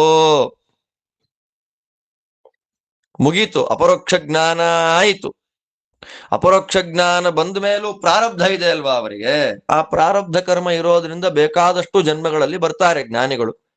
ಆ ಪ್ರಾರಬ್ಧ ಕರ್ಮ 100, 200, 300, 500, 1000ನೋ ಎಷ್ಟು ಪ್ರಾರಬ್ಧ ಇದೆಯೋ ಅಷ್ಟು ಜನ್ಮಗಳಲ್ಲಿ ಬಂದಾಗ ಮತ್ತೆ ಸ್ನಾನ, ಜಪ, ಪಾಠ ಪ್ರವಚನ, ತೀರ್ಥಯಾತ್ರೆಗಳು, ದೇವರ ಪೂಜೆ, ಸಂಕೀರ್ತನೆ, ಧ್ಯಾನ, ಗಾಯನ ಇದೆಲ್ಲ ಮಾಡ್ತಾರಲ್ಲ, ಇದರಿಂದೆಲ್ಲ ಕಲೆಕ್ಟ್ ಆಗ್ಬಿಡತ್ ನೋಡಿ.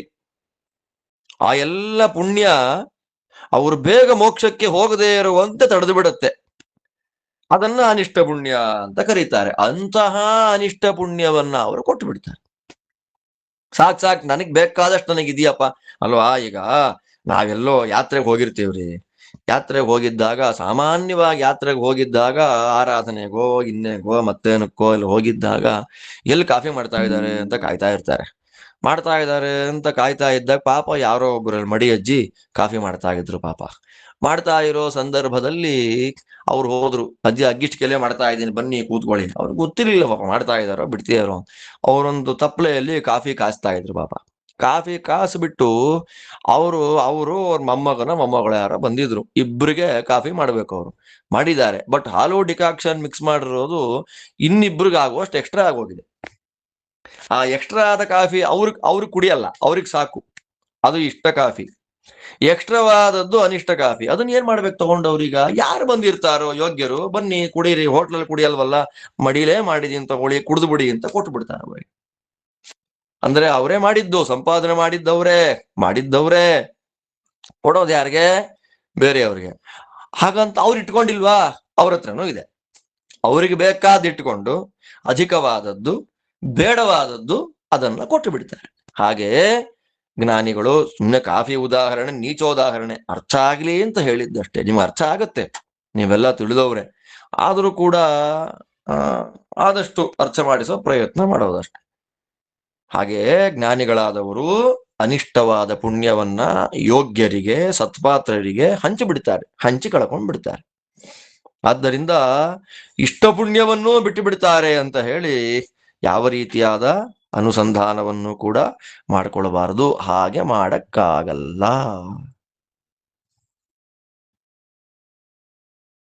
ಅದಕ್ಕೆ ಮಾಯಾವಾದ ಮತ ಇನ್ನೂ ವಿಸ್ತಾರವಾಗಿ ನಿರೂಪಣೆಯನ್ನ ಕೊಡುವಾಗ ಆಯಾ ಮೋಕ್ಷ ಆದ್ರೆ ನಾವು ದೇವರು ಒಂದೇ ಆಗ್ಬಿಡ್ತೀರಿ ಬಿಡ್ರಿ ಅಂತ. ಅದಕ್ಕೆ ಶ್ರೀಮದಾಚಾರ್ಯ ಅಂತಾರೆ, ಉಪಾಧಿ ನಾಶದಿಂದ ಪ್ರತಿಬಿಂಬ ನಾಶ ಆಗ್ಬಿಡುತ್ತೆ ಅಂತೆಲ್ಲ ಹೇಳಿದ್ವಲ್ಲ. ಅದೆಲ್ಲ ಅನುಸಂಧಾನ ಇದೆ. ಆದ್ದರಿಂದ ಈ ಉಪಾಧಿಯೂ ನಾಶ ಇಲ್ಲ, ಉಪಾಧಿಗೂ ಭಗವಂತನ ಸಾಮೀಪ್ಯಕ್ಕೂ ನಾಶ ಇಲ್ಲ, ಆದ್ದರಿಂದ ಪ್ರತಿಬಿಂಬಕ್ಕೂ ನಾಶ ಇಲ್ಲ. ಆದ್ದರಿಂದ ಸಂಸಾರದಲ್ಲಿ ನಾವು ಹೇಗೆ ದೇವರಿಗಿಂತ ಭಿನ್ನವಾಗಿದ್ದೇವೋ ಹಾಗೆ ಮೋಕ್ಷದಲ್ಲೂ ಕೂಡ ಭಿನ್ನರಾಗಿದ್ದು, ದೇವರ ಅಧೀನರಾಗಿದ್ದು, ದೇವರು ಏನು ನಮ್ಮ ಆನಂದವನ್ನ ಅಭಿವ್ಯಕ್ತಿ ಮಾಡಿಸ್ತಾನೆ ಆ ಆನಂದವನ್ನು ಅನುಭವಿಸ್ತಾ ದೇವರ ದರ್ಶನವನ್ನ ಮಾಡ್ತಾ ಸುಖವಾಗಿರೋದು. ಆದ್ದರಿಂದ ಅರ್ಜುನ, ಜ್ಞಾನಿಗಳಾದ ವ್ಯಕ್ತಿಗಳ ಪರಿಸ್ಥಿತಿ ಇದಪ್ಪ. ಪಾಪವನ್ನ ಪೂರ್ಣವಾಗಿ ಬಿಟ್ಟು ಬಿಡ್ತಾರೆ, ಅನಿಷ್ಟ ಪುಣ್ಯವನ್ನ ಪೂರ್ಣವಾಗಿ ಬಿಡುತ್ತಾರೆ, ಇಷ್ಟ ಪುಣ್ಯವನ್ನ ಇಟ್ಕೊಂಡು ಮೋಕ್ಷಕ್ಕೆ ಹೋಗ್ತಾರೆ. ಇದು ಜ್ಞಾನದ ಫಲ. ಆದ್ದರಿಂದ ನೀ ಏನ್ ಮಾಡಬೇಕು? ನಿನ್ನ ಕರ್ತವ್ಯ ಏನು? ತಸ್ಮಾತ್, ಈ ಕಾರಣದಿಂದ ಜ್ಞಾನಕ್ಕೆ ಇಷ್ಟು ದೊಡ್ಡ ಫಲ ಬರುತ್ತೆ, ದುಃಖ ನಿವೃತ್ತಿಯಾಗತ್ತೆ. ಪೂರ್ಣವಾದಂತಹ ದುಃಖನಾಶ, ದುಃಖದ ಸ್ಪರ್ಶವೇ ಇಲ್ಲ ಅಂತ ದೊಡ್ಡ ಫಲವನ್ನ ಕೊಡುವ ಕಾರಣದಿಂದ ಯೋಗಾಯ ಯುಜ್ಯಸ್ವ. ನೀ ಮಾಡಬೇಕಾದ ಕೆಲಸ ಏನು?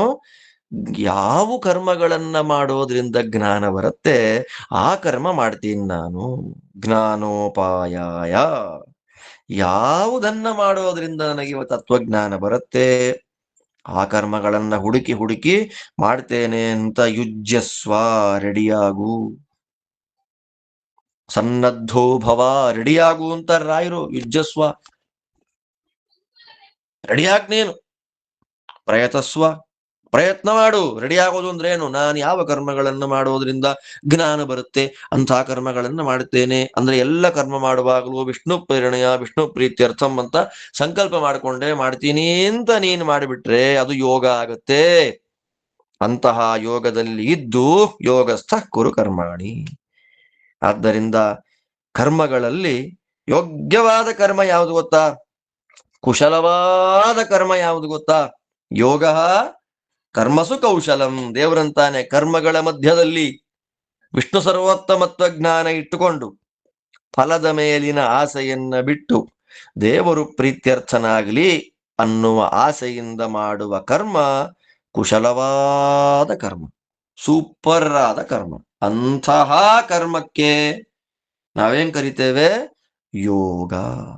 ಆದ್ದರಿಂದ ಫಲಸ್ನೇಹವನ್ನ ಬಿಟ್ಟು ವಿಷ್ಣು ಪ್ರೇರಣೆಯಿಂದ ವಿಷ್ಣು ಪ್ರೀತಿಗಾಗಿ ಅನ್ನುವ ಸಂಕಲ್ಪವನ್ನ ಮಾಡಿಕೊಂಡು ಮಾಡುವ ಕರ್ಮಗಳೇ ನಮಗೆ ತತ್ವಜ್ಞಾನವನ್ನ ತಂದುಕೊಡುತ್ತೆ.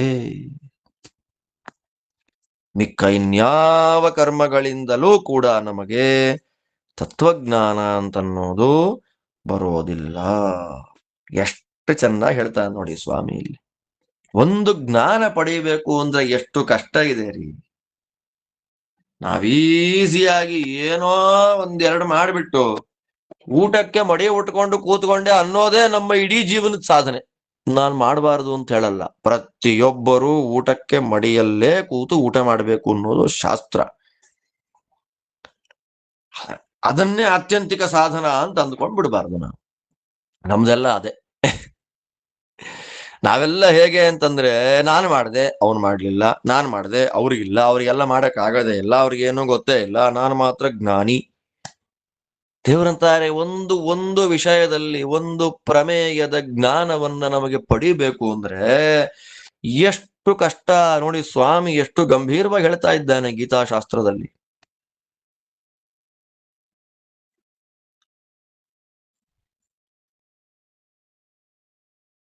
ಎಷ್ಟು ಕಷ್ಟ ಇದೆ.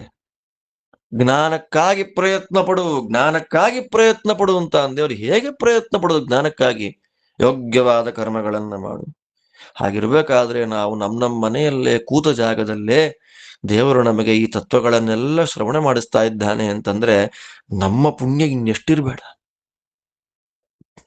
ಜನ್ಮಾಂತರದಲ್ಲಿ ನಾವು ಮಾಡಿದ ಪ್ರಾರ್ಥನೆ ಇನ್ನೆಷ್ಟಿರ್ಬೇಡ. ಒಲಿದು ಸ್ವಾಮಿ ಇದನ್ನೆಲ್ಲ ಕೇಳಿಸ್ತಾ ಇದ್ದಾನೆ, ಕಿವಿಗೆ ಬೀಳ್ತಾ ಇದೆ ಈ ತತ್ವಗಳು ಅಂತಂದ್ರೆ ನಮ್ಮ ಪ್ರಾರ್ಥನೆಯಲ್ಲಿ ಇನ್ನೆಷ್ಟು ಫೋರ್ಸ್ ಇತ್ತು ಅವಾಗ ಯಾವುದೋ ಜನ್ಮದಲ್ಲಿ. ಅದಕ್ಕಾಗಿ ದೇವರು ಮಾಡಿಸ್ತಾ ಇದ್ದಾನೆ. ನಾವು ಯಾವುದನ್ನ ಕೇಳಿಲ್ಲ ಅದನ್ನ ದೇವರು ನಮಗ್ ಕೊಡೋಲ್ಲ. ಭಗವತ್ ಸಂಕಲ್ಪ ಇದ್ರೆ ಬರುತ್ತೆ ಬಿಡ್ರಿ ಅಂತಂದ್ರೆ, ಭಗವತ್ ಸಂಕಲ್ಪ ಇದೆ, ನಿನ್ನ ಪ್ರಾರ್ಥನೆ ಎನ್ನುವಂತಹ ಪ್ರಯತ್ನ ಎಲ್ಲಿದೆ? ಇಲ್ಲಿ ಪ್ರಯತ್ನವೇ ಇಲ್ಲದೆ ಪ್ರಯತ್ನಮೇಕಮಗ್ರತೋ ನಿಧಾಯ ಭೂತಿ ಮಾಪ್ನುಮಃ ಅಂತ ಭೀಮಸೇನ ದೇವರ ಮಾತು. ಪ್ರಯತ್ನವನ್ನ ಮೊದಲಿಡಬೇಕು. ಮಹಾಪ್ರಯತ್ನವರ್ಜಿತಾ ನಿಜಾನುಭಾವವರ್ಜಿತಾ ಹರೇರನುಗ್ರಹೋಜ್ಜಿತಾ ಜನಾನ ಜಗ್ಮುರುನ್ನತಿಂ. ಆಚಾರ್ಯರು ಸ್ಪಷ್ಟ ಅದನ್ನ ವಿಶದಪಡಿಸ್ತಾರೆ. ನಮ್ಮ ಪ್ರಯತ್ನ, ಅದಕ್ಕೆ ಸಪೋರ್ಟಿವ್ ಆದ ಯೋಗ್ಯತೆ, ಅದಕ್ಕೆ ಮಾಡುವ ಭಗವಂತನ ಪರಮಾನುಗ್ರಹದಿಂದ ನಾವು ಮಾಡುವ ಒಂದು ಕೆಲಸ ಕಾರ್ಯಕ್ರಿಯಾ ಅದು ಅರ್ಥಕ್ರಿಯಾಕಾರಿ ಆಗುತ್ತೆ, ಫಲ ಕೊಡುತ್ತೆ. ಆದ್ದರಿಂದ ದೇವರು ಅಂತಾನೆ, ನಮಗಿದೆಲ್ಲ ಬರ್ತಾ ಇದೆ, ಬೀಳ್ತಾ ಇದೆ ಕಿವಿಗೆ ಅಂದ್ರೆ ನಮ್ಮ ಯೋಗ್ಯತೆ ಇದೆ, ನಾವು ಪ್ರಯತ್ನ ಪಟ್ಟಿದ್ವಿ, ಬಿಂಬರೂಪಿ ಭಗವಂತ ಅನುಗ್ರಹ ಮಾಡಿದ್ದ. ಅದಕ್ಕೆ ಗೀತಾ, ಮಹಾಭಾರತ, ಶಾಸ್ತ್ರಗಳು, ಭಾಗವತಾದಿ ಪುರಾಣಗಳು ನಮ್ಮ ಕಿವಿಗೆ ಬೀಳ್ತಾ ಇದೆ. ಆ ಅನುಸಂಧಾನ ನಮ್ಮ ಮನಸ್ಸಿಗಿದ್ದಾಗ ದೇವರ ಮೇಲೆ ಭಕ್ತಿ ಇನ್ನೂ ಜಾಸ್ತಿ ಆಗುತ್ತೆ.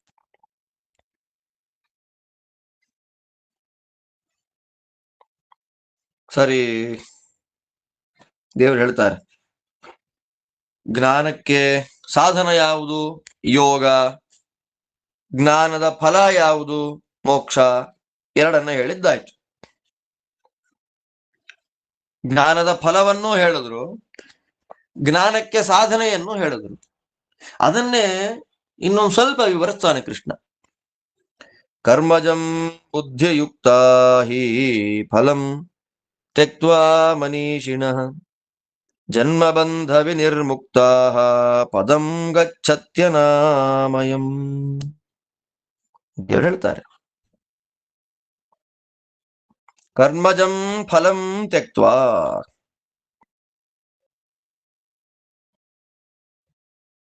ತುಂಬಾ ಚೆನ್ನಾಗಿ ಹೇಳ್ತಾರೆ ದೇವರು. ಕರ್ಮದ ಫಲದ ಮೇಲಿನ ಆಸೆಯನ್ನ ಬಿಟ್ಟು ಬಿಡು. ಸ್ವಲ್ಪ ಸಂಕಲ್ಪ ಮಾಡಿಸ್ಬೇಕಾಗಿತ್ತಲ್ಲ. ಏನು ಸಂಕಲ್ಪ? 3 ಪೇಜ್ ಕೊಡ್ತಾರೆ, ಎಲ್ಲ ಹೇಳಿಬಿಡಿ ಅಂತ. ನವಗ್ರಹ ದೋಷ ಪರಿಹಾರ ಆಗ್ಲಿ, ಅದಾಗ್ಲಿ, ಇದಾಗ್ಲಿ, ಹಂಗಾಗ್ಲಿ, ಹಿಂಗಾಗ್ಲಿ 150 ಸಂಕಲ್ಪ ಕೊಟ್ಬಿಡೋದು. ತಪ್ಪಿಲ್ಲ, ನಾವೆಲ್ಲ ಅದರಲ್ಲೇ ಬಿದ್ದಿರೋರೆ. ಎಚ್ಚರಿಕೆ ಇಟ್ಕೊಂಡು ಮಾಡಬೇಕು ಅಂತಾನೆ ಕೃಷ್ಣ. ಕರ್ಮಜಂ ಬುದ್ಧಿಯುಕ್ತ ಕರ್ಮಜಂ ಫಲಂ ತ್ಯಕ್ತ್ವ. ಎಷ್ಟು ಚೆನ್ನಾಗಿ ಹೇಳ್ತಾರೆ ಗೊತ್ತಾ ಆಚಾರ್ಯರು. ಕರ್ಮಜಂ ಫಲಂ ತ್ಯಕ್ತ್ವ. ಇದನ್ನ ಮಾಡೋದ್ರಿಂದ ಈ ಫಲ ಬರುತ್ತೆ, ಆ ಫಲ ಬರುತ್ತೆ, ಆದ್ರಿಂದ ನಾನು ಈ ಕೆಲಸ ಮಾಡ್ತೇನೆ ಅಂತ ಸಂಕಲ್ಪವನ್ನ ಮಾಡಿಕೊಂಡು ಕರ್ಮ ಮಾಡೋದು. ಅದನ್ನ ಬಿಡ್ಬೇಕಂತೆ. ಕರ್ಮಜಂ ಫಲಂ ತ್ಯಕ್ತ್ವ. ಈ ಕರ್ಮದಿಂದ ಇಂಥ ಫಲ ಬರುತ್ತೆ, ಅದಕ್ಕಾಗಿ ಈ ಕೆಲಸ ನಾನು ಮಾಡ್ತೇನೆ ಅಂತ ಸಂಕಲ್ಪ ಏನ್ ಮಾಡ್ತಿ, ಆ ಸಂಕಲ್ಪವನ್ನೇ ಮೊದಲು ಬಿಡು. ಆಚಾರ್ಯ ಸಂಕಲ್ಪನೆ ಮಾಡೋದು ಬೇಡವಾ? ಸಂಕಲ್ಪ ಅಂತಂದ್ರೆ ಇದು ಯಾವ ದೇಶಕಾಲಗಳನ್ನು ಹೇಳದೇ ಇರೋದಲ್ಲ. ಎಲ್ಲಿ ಕೂತಿದ್ದಿ, ಗೋದಾವರಿಯ ದಕ್ಷಿಣೆ ತೀರೆ, ರಾಮಕ್ಷೇತ್ರ ಎಲ್ಲ ಇದೆಯಲ್ಲ, ಅದನ್ನೆಲ್ಲ ಬಿಡಬಾರ್ದು. ಆಮೇಲೆ ಫಲ ಸಂಕಲ್ಪವನ್ನ ಬಿಡಬೇಕು.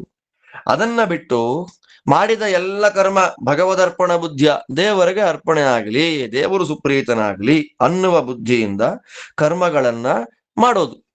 ಅದನ್ನೇ ದೇವರೇನ್ ಕರೀತಾರೆ? ಅದು ಯೋಗ. ನೋಡಿ, ಯೋಗ ಅನ್ನೋ ಶಬ್ದವನ್ನ ಭಗವಂತ ಎಷ್ಟು ಎಲಾಬರೇಟ್ ಮಾಡಿ ನಮ್ಗೆ ಹೇಳ್ತಾ ಇದ್ದಾನೆ.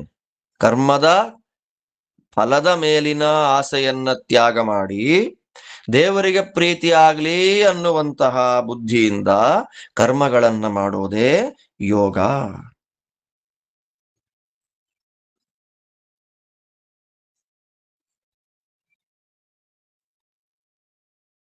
ಅಂತಹ ಕರ್ಮಗಳನ್ನ ಮಾಡೋದ್ರಿಂದ ಅವ್ರಿಗೇನಾಗ್ಬಿಡುತ್ತೆ? ಬುದ್ಧಿಯುಕ್ತ. ಒಳ್ಳೆ ಗುರುಗಳು ಸಿಗ್ತಾರೆ. ಆ ಗುರುಗಳ ಮೂಲಕ ಶಾಸ್ತ್ರಗಳ ಯಥಾರ್ಥವಾದ ಜ್ಞಾನ ಬರುತ್ತೆ. ಸಮ್ಯಕ್ ಶಾಸ್ತ್ರ ಜನಿತ ಭಗವದ್ಜ್ಞಾನಿನಃ. ಆ ರೀತಿಯಾಗಿ ನಿಷ್ಕಾಮ ಕರ್ಮಗಳನ್ನ ಮಾಡಿಬಿಟ್ರೆ ಶಾಸ್ತ್ರಗಳ ಜ್ಞಾನ ಬರುತ್ತೆ, ಶಾಸ್ತ್ರ ಪ್ರತಿಪಾದ್ಯನಾದ ಭಗವಂತನ ಜ್ಞಾನ ಬರುತ್ತೆ. ಇದೇ ಜ್ಞಾನ ಸಾಧನೆಗೆ ಉಪಾಯವಾದ ಯೋಗ. ಈ ರೀತಿ ಕರ್ಮಗಳನ್ನ ಮಾಡಿದರೆ ಆ ಕರ್ಮ ಜ್ಞಾನಕ್ಕೆ ಕಾರಣವಾಗುತ್ತೆ.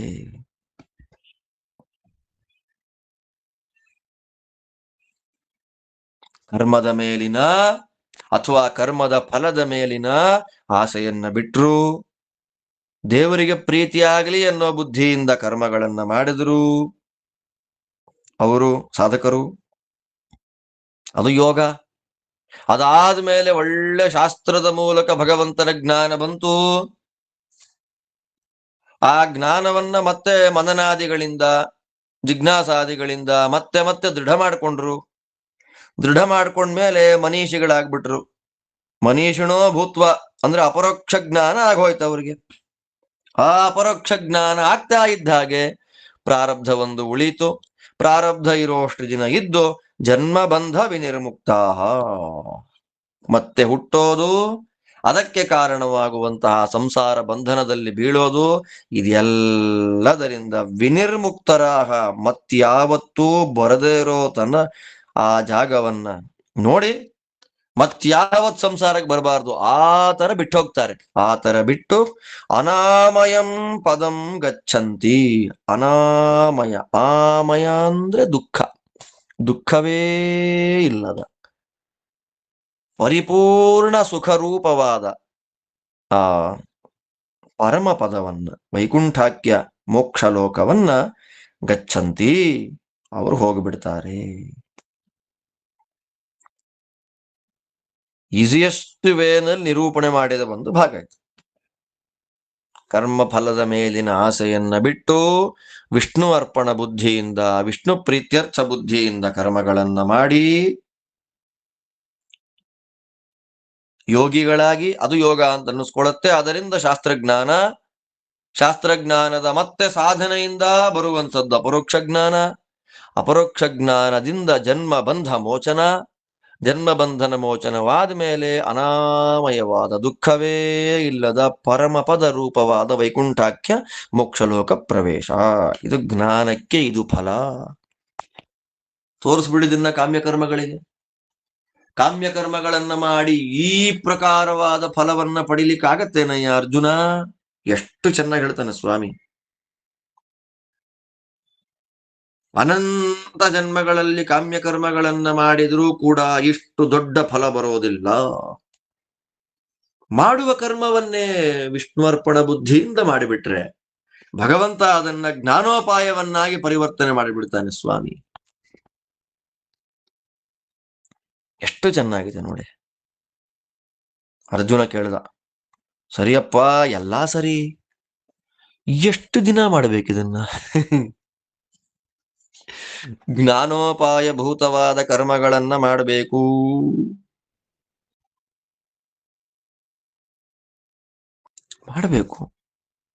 ಸರಿ, ಎಷ್ಟು ದಿನ ಮಾಡಬೇಕು? ಚಾತುರ್ಮಾಸ್ಯ ಎಷ್ಟು ದಿನ ಮಾಡಬೇಕು?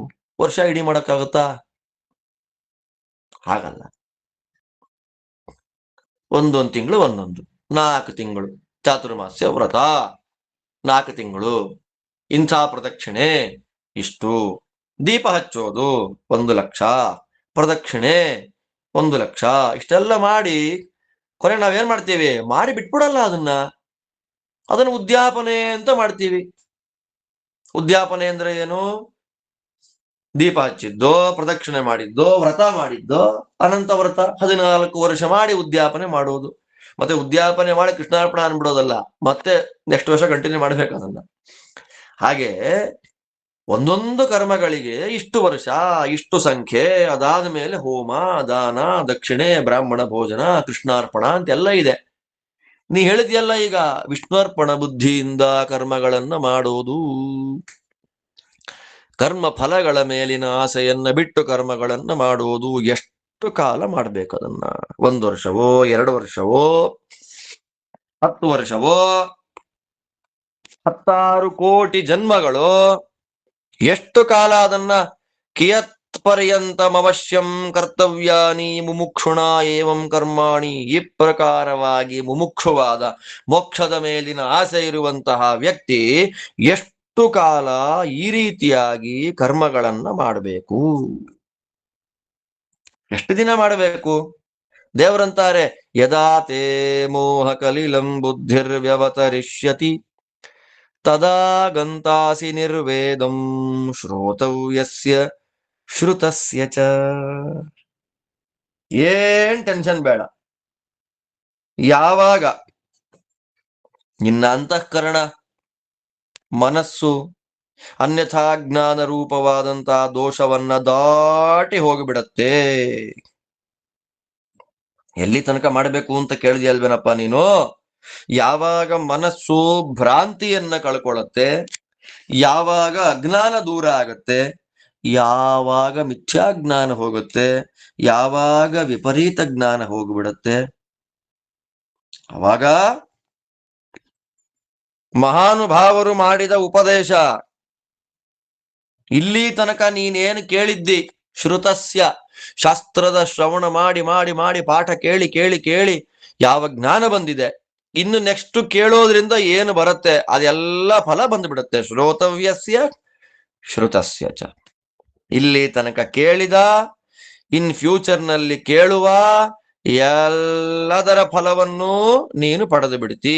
ಅಲ್ಲಿ ತನಕ ಮಾಡ್ತಾ ಇರ್ಬೇಕು. ಅದಕ್ಕೆ ಸಾಧನೆ ಬಲು ದೀರ್ಘ ಅನ್ನೋದು ದೇವರು ಅಲ್ವಾ? ಮೋಹ ಕಲೀಲವಾದ ಮನಸ್ಸು ಯಾವಾಗ ತಿಳಿಯಾದ ಸರೋವರದಂತೆ ಶುದ್ಧವಾಗಿ ಬಿಡುತ್ತೆ, ಏನೂ ಇಲ್ಲ, ಕಸ ಇಲ್ಲ, ಧೂಳಿಲ್ಲ, ಏನಿಲ್ಲ. ಅಲ್ಲಿ ಪರಿಶುದ್ಧವಾದ ಭಗವಂತನ ಜ್ಞಾನ, ಯಥಾರ್ಥವಾದ ಜ್ಞಾನ ಯಾವಾಗ ಬರುತ್ತೆ ಅಲ್ಲಿ ತನಕ ನೀನು ಈ ರೀತಿಯಾದ ಕರ್ಮಗಳನ್ನ ಮಾಡ್ತಾ ಇರ್ಬೇಕು.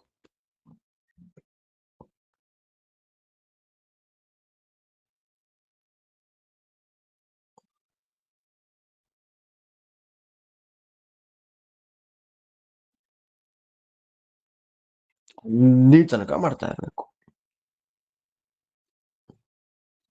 ಯಾಕೆ ಅಂದ್ರೆ ಸಾಕಾಯ್ತ್ರಿ ಅಂತಾರೆ. ಸಾಕಾಯ್ತು, ಎಷ್ಟು ಕೇಳೋದ್ರಿ ಭಾಗವತವನ್ನ, ಕೇಳಿದ್ದನ್ನೇ ಕೇಳೋದು. ಎಂಥ ಮಾತಂತಾರೆ ಗೊತ್ತಾ? ನಚ ಜ್ಞಾನಿನಾಂ ಭಗವನ್ ಮಹಿಮಾದಿ ಶ್ರವಣೆ ವಿರಕ್ತಿರ್ಭವತಿ. ಶಾಸ್ತ್ರದಲ್ಲಿ ಆಸಕ್ತರಾಗಿರ್ತಕ್ಕಂತಹ ವ್ಯಕ್ತಿಗಳಿಗೆ ದೇವರ ಮಹಿಮಾ ಶ್ರವಣ ಮಾಡೋದ್ರಲ್ಲಿ ವೈರಾಗ್ಯ ಬರೋದಿಲ್ಲ.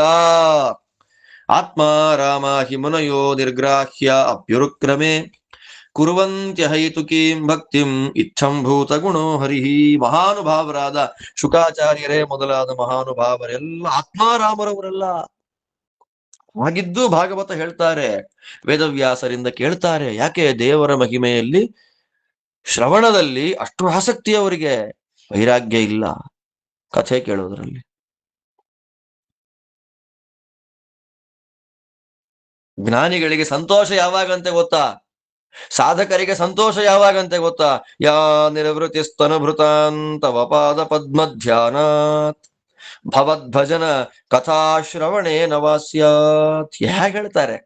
ದೇವರ ಪಾದ ಪದ್ಮ ಧ್ಯಾನ ಮಾಡೋದ್ರಿಂದ ಆಸಕ್ತಿ ಕೆಲವರಿಗೆ, ದೇವರ ಮಹಿಮೆಗಳನ್ನ ಭಜನೆ ಮಾಡೋದ್ರಿಂದ ಆಸಕ್ತಿ ಕೆಲವರಿಗೆ, ದೇವರ ಕಥಾಶ್ರವಣ ಮಾಡೋದ್ರಲ್ಲಿ ಆಸಕ್ತಿ ಕೆಲವರಿಗೆ. ಎಂಥ ಮಾತಿದೆ ನೋಡಿ.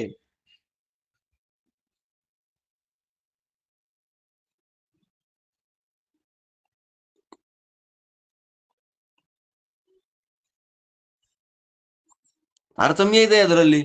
ಧ್ಯಾನ ಮಾಡೋದು, ಸ್ತೋತ್ರ ಮಾಡೋದು, ಶ್ರವಣ ಮಾಡೋದು, ಅದೆಲ್ಲ ಶ್ರವಣ ಮಾಡೋದು ಅಜ್ಞಾನ ಇದ್ದಾಗ, ನಮಗ್ ಜ್ಞಾನ ಬರ್ಲಿ ಅಂತ ಎಕ್ಸ್ಪೆಕ್ಟ್ ಮಾಡ್ತಾ ಇದ್ದಾಗ ನಾವೇನ್ ಮಾಡೋದು? ಶ್ರವಣ ಮಾಡೋದು. ಶ್ರವಣ ಮಾಡಿದ ಮೇಲೆ ಮನನ ಮಾಡಿ ಭಜನೆ ಮಾಡೋದು. ಭಜನೆಯಿಂದ ಇನ್ನೂ ಗುಣಾನುಸಂಧಾನ ರೂಪವಾದಂತ ಧ್ಯಾನ ಮಾಡೋದು. ಎಷ್ಟು ಜನ್ಮಗಳು ಬೇಕಿದಕ್ಕೆ? ಆದ್ದರಿಂದ ತಾರತಮ್ಯ ಇದೆ.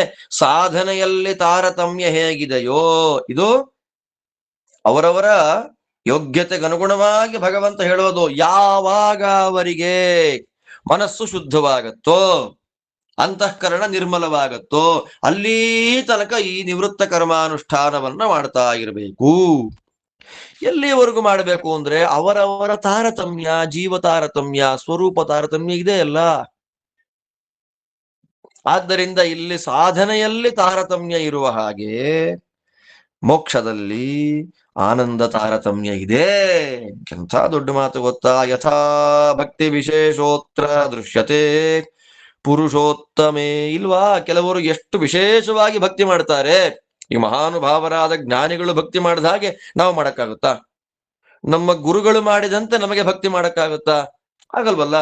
ಭಕ್ತಿಯಲ್ಲಿ ತಾರತಮ್ಯ ಹೇಗೋ ಮುಕ್ತಿಯಲ್ಲೂ ತಾರತಮ್ಯ. ಯೋಗಿನಾಂ ಭಿನ್ನಲಿಂಗಾನಾಂ ಆವಿರ್ಭೂತ ಸ್ವರೂಪಿಣಾಂ ಪ್ರಾಪ್ತಾನಾಂ ಪರಮಾನಂದಂ ತಾರತಮ್ಯಂ ಸದೈವ ಹಿ. ಎಂಥ ದೊಡ್ಡ ಮಾತು.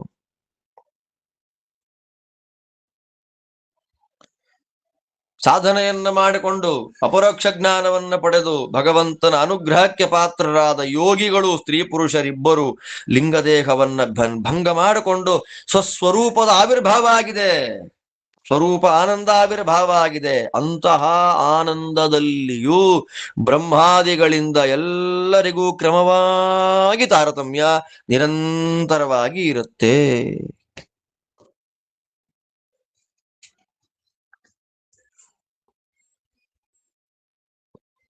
ಆದ್ದರಿಂದ ಅರ್ಜುನ ಕೇಳ್ತಾ ಇರ್ಬೇಕು ಅಲ್ಲಿ ತನಕ. ಚೆನ್ನಾಗಿ ಹೇಳ್ತಾರೆ, ಇವ ನಮಗೆ ಮೋಕ್ಷ ನಮ್ಮ ಟಾರ್ಗೆಟ್. ನಮ್ಮ ಟಾರ್ಗೆಟ್ ಯಾವುದು? ನಮ್ಮ ಗೋಲ್ ಯಾವುದು? ಲಿಂಗದೇಹ ಭಂಗ ರೂಪವಾದ ಮೋಕ್ಷ. ಆ ಮೋಕ್ಷಕ್ಕೆ ಯಾವುದು ಕಾರಣ? ಜ್ಞಾನ ಕಾರಣ. ಮೋಕ್ಷಕ್ಕೆ ಯಾವುದು ಕಾರಣ? ಜ್ಞಾನ. ಅಜ್ಞಾನಕ್ಕೆ ಯಾವುದು ಕಾರಣ? ಇಲ್ಲಿ ತನಕ ಹೇಳಿದ್ವಿ, ಅದು ನಿಷ್ಕಾಮ ಕರ್ಮ ಕಾರಣ ಅಂದ್ವಿ. ಆದ್ರೆ ನಿಷ್ಕಾಮ ಕರ್ಮ it is not A direct way. ಈಗ ಮೋಕ್ಷ ಬೇಕು ನಮಗೆ. ಮೋಕ್ಷ ಯಾವುದರಿಂದ ಬರುತ್ತೆ? ಜ್ಞಾನದಿಂದ ಬರುತ್ತೆ. ಜ್ಞಾನೇ ನೈವ ಪರಂ ಪದಂ, ತತ್ವಜ್ಞಾನದಿಂದ ಮೋಕ್ಷ.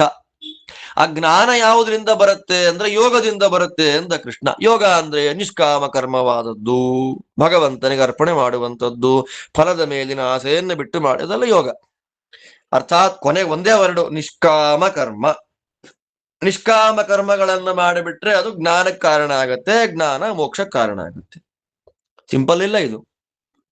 ನಿಷ್ಕಾಮ ಕರ್ಮ ಅನ್ನೋದು ಡೈರೆಕ್ಟ್ ಆಗಿ ತತ್ವಜ್ಞಾನಕ್ಕೆ ಕಾರಣವಾಗೋದಿಲ್ಲ. ಮತ್ತೆ ಜ್ಞಾನಕ್ಕೆ ಯಾವುದು ಕಾರಣ ಅಂದ್ರೆ ಶ್ರವಣ ಮಾನನ ನಿಧಿಧ್ಯಾಸನ. ಅದನ್ನ ಬಿಟ್ಬಿಟ್ವಿ ನಾವು, ಬಿಡಬಾರ್ದು. ಜ್ಞಾನಕ್ಕೆ ಯಾವುದು ಕಾರಣ? ಶ್ರವಣ ಮನನ ನಿಧಿಧ್ಯಾಸನ. ಆತ್ಮವ ಅರೇ ದ್ರಷ್ಟವ್ಯ. ದೇವರನ್ನು ನೋಡಬೇಕು ಅಂದ್ರೆ ಮೋಕ್ಷಕ್ಕೆ ಹೋಗ್ಬೇಕು. ಮೋಕ್ಷಕ್ಕೆ ಹೋಗ್ಬೇಕು ಅಂದ್ರೆ ಜ್ಞಾನ ಬೇಕು. ಆ ಜ್ಞಾನ ಪಡೆಯೋದು ಹೇಗೆ? ಶ್ರೋತವ್ಯೋ ಮಂತವ್ಯೋ ನಿಜಿಧ್ಯಾಸಿತವ್ಯ. ಕೇಳಬೇಕು ಮಹಿಮೆಯನ್ನ, ಮನನ ಮಾಡಬೇಕು, ಗುಣಗಳನ್ನ ಚಿಂತನೆ ಮಾಡಬೇಕು, ಧ್ಯಾನ ಮಾಡಬೇಕು. ಉಪನಿಷತ್ತು ಭಾಗವತ ಎಲ್ಲ ಹೇಳುತ್ತಲ್ಲ. ಹಾಗಾದ್ರೆ ಶ್ರವಣ ಮನನ ನಿಧಿಧ್ಯಾಸನಗಳು ಜ್ಞಾನಕ್ಕೆ ಡೈರೆಕ್ಟ್ ಕಾರಣಗಳ. ನಿಷ್ಕಾಮ ಕರ್ಮ ಯಾಕೆ ಮಾಡಬೇಕು? ಮನಸ್ಸಲ್ಲಿರತ್ತಲ್ಲಯ್ಯ ಕೊಳೆಗಳು, ಆ ಕೊಳೆ ಕಳ್ಕೊಳ್ಬೇಕಲ್ಲ. ಮನಸ್ಸು ದೃಢವಾಗಬೇಕಲ್ಲ, ಅಂತಃಕರಣ ಶುದ್ಧವಾಗಬೇಕಲ್ಲ. ಯದಾತೇ ಮೋಹ ಕಲೀಲಂ, ಅದೇ ಭಗವಂತ ಹೇಳಿದ್ದಿಲ್ಲಿ ಅಲ್ವಾ? ಬುದ್ಧಿ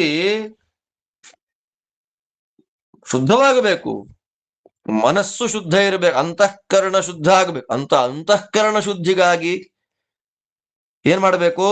ಸತ್ವ ಶುದ್ಧಿ, ಮನಃಶುದ್ಧಿ, ಅಂತಃಕರಣ ಶುದ್ಧಿಗಾಗಿ ಎಲ್ಲ ಸಾಧನೆಗಳು, ದಾನ, ತೀರ್ಥ, ಉಪವಾಸ, ಶ್ರಾದ್ದಾದಿಗಳು, ಪೂಜಾದಿಗಳು, ಇದೆಲ್ಲವೂ ಯಾಕೆ? ಅಂತಃಕರಣ ಶುದ್ಧಿಗಾಗಿ. ಉಪವಾಸಾದಿಗಳು ಅದನ್ನ ಮಾಡ್ತಾ ಮಾಡ್ತಾ ಮಾಡ್ತಾ ಮಾಡ್ತಾ ಮಿಥ್ಯಾಜ್ಞಾನ, ಯಾವುದು ಸರಿ ಯಾವುದು ಸರಿ ಯಾವುದು ಸರಿ ಅನ್ನೋದು 100% ಕ್ಲಾರಿಟಿ ಬರೋ ತನಕ ಅದನ್ನ ಮಾಡ್ತಾ ಇರ್ಬೇಕು. ಸೈಮಲ್ಟೇನಿಯಸ್ ಅದು. 1 ವರ್ಷ ಶ್ರವಣ, 1 ವರ್ಷ ಇನ್ಯಾವುದೋ ಕರ್ಮ. ಅಲ್ಲ ಅಲ್ಲ ಅಲ್ಲ, ನಮ್ದೆಲ್ಲ ಅಷ್ಟು ಟೈಮೇ ನಮಗಿಲ್ವಲ್ಲ, ಪಟ್ಟ ಹೊಟ್ಟೋಗಿರ್ತೀವಿ ಮೇಲಿಕ್ಕೆ. ಆದ್ದರಿಂದ ನಮಗ್ ಟೈಮ್ ಇಲ್ಲದೆ ಇರೋದ್ರಿಂದ ಸೈಮಲ್ಟೇನಿಯಸ್ ಆಗಿ ಮಾಡ್ತಾ ಮಾಡ್ತಾ ಮಾಡ್ತಾ ಹೋಗ್ಬೇಕು. ಹಾಗೆ ಮಾಡೋದ್ರಿಂದ ಏನಾಗತ್ತೆ? ಅಲ್ಲಲ್ಲಲ್ಲಲ್ಲಲ್ಲಿ ವಿರೋಧ ಬರುತ್ತೆ ಶಾಸ್ತ್ರದ ವಾಕ್ಯಗಳಿಗೆ. ಅಲ್ಲೊಂಥರ ಹೇಳುತ್ತೆ ವೇದ, ಇಲ್ಲೊಂಥರ ಹೇಳುತ್ತೆ, ಇಲ್ಲೊಂಥರ ಹೇಳುತ್ತೆ. ಏನಪ್ಪಾ, ಒಂದೇ ವೇದ, ದೇವರ ಜ್ಞಾನವನ್ನ ಕೊಡುವಂತ ಒಂದೇ ವೇದ 3 ಕಡೆ 3 ರೀತಿ ಮಾತಾಡುತ್ತಲ್ಲಪ್ಪ. ಏನ್ ಮಾಡ್ಬೇಕು ನಾವು ಅದಕ್ಕಿವಾಗ? ಕೃಷ್ಣ ಅಂತಾನೆ, ಶ್ರುತಿ ವಿಪ್ರತಿಪನ್ನಾತೆ ಯದಾ ಸ್ಥಾಸ್ಯತಿ ನಿಶ್ಚಲ ಸಮಾಧೌ ಅಚಲ ಬುದ್ಧಿ ತದಾ ಯೋಗಮವಾಪ್ಸ್ಯಸಿ. ಏನು ವೈಭವದಿಂದ ಹೇಳ್ತಾನೆ ಸ್ವಾಮಿ.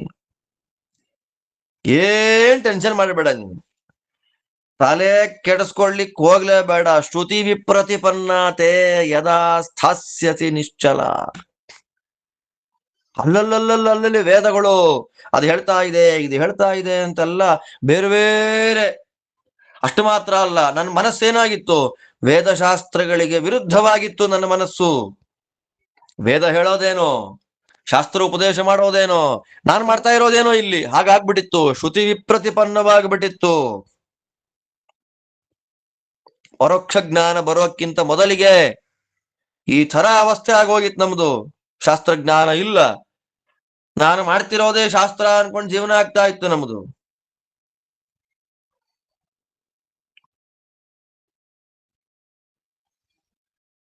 ಮೂರಿದೆ.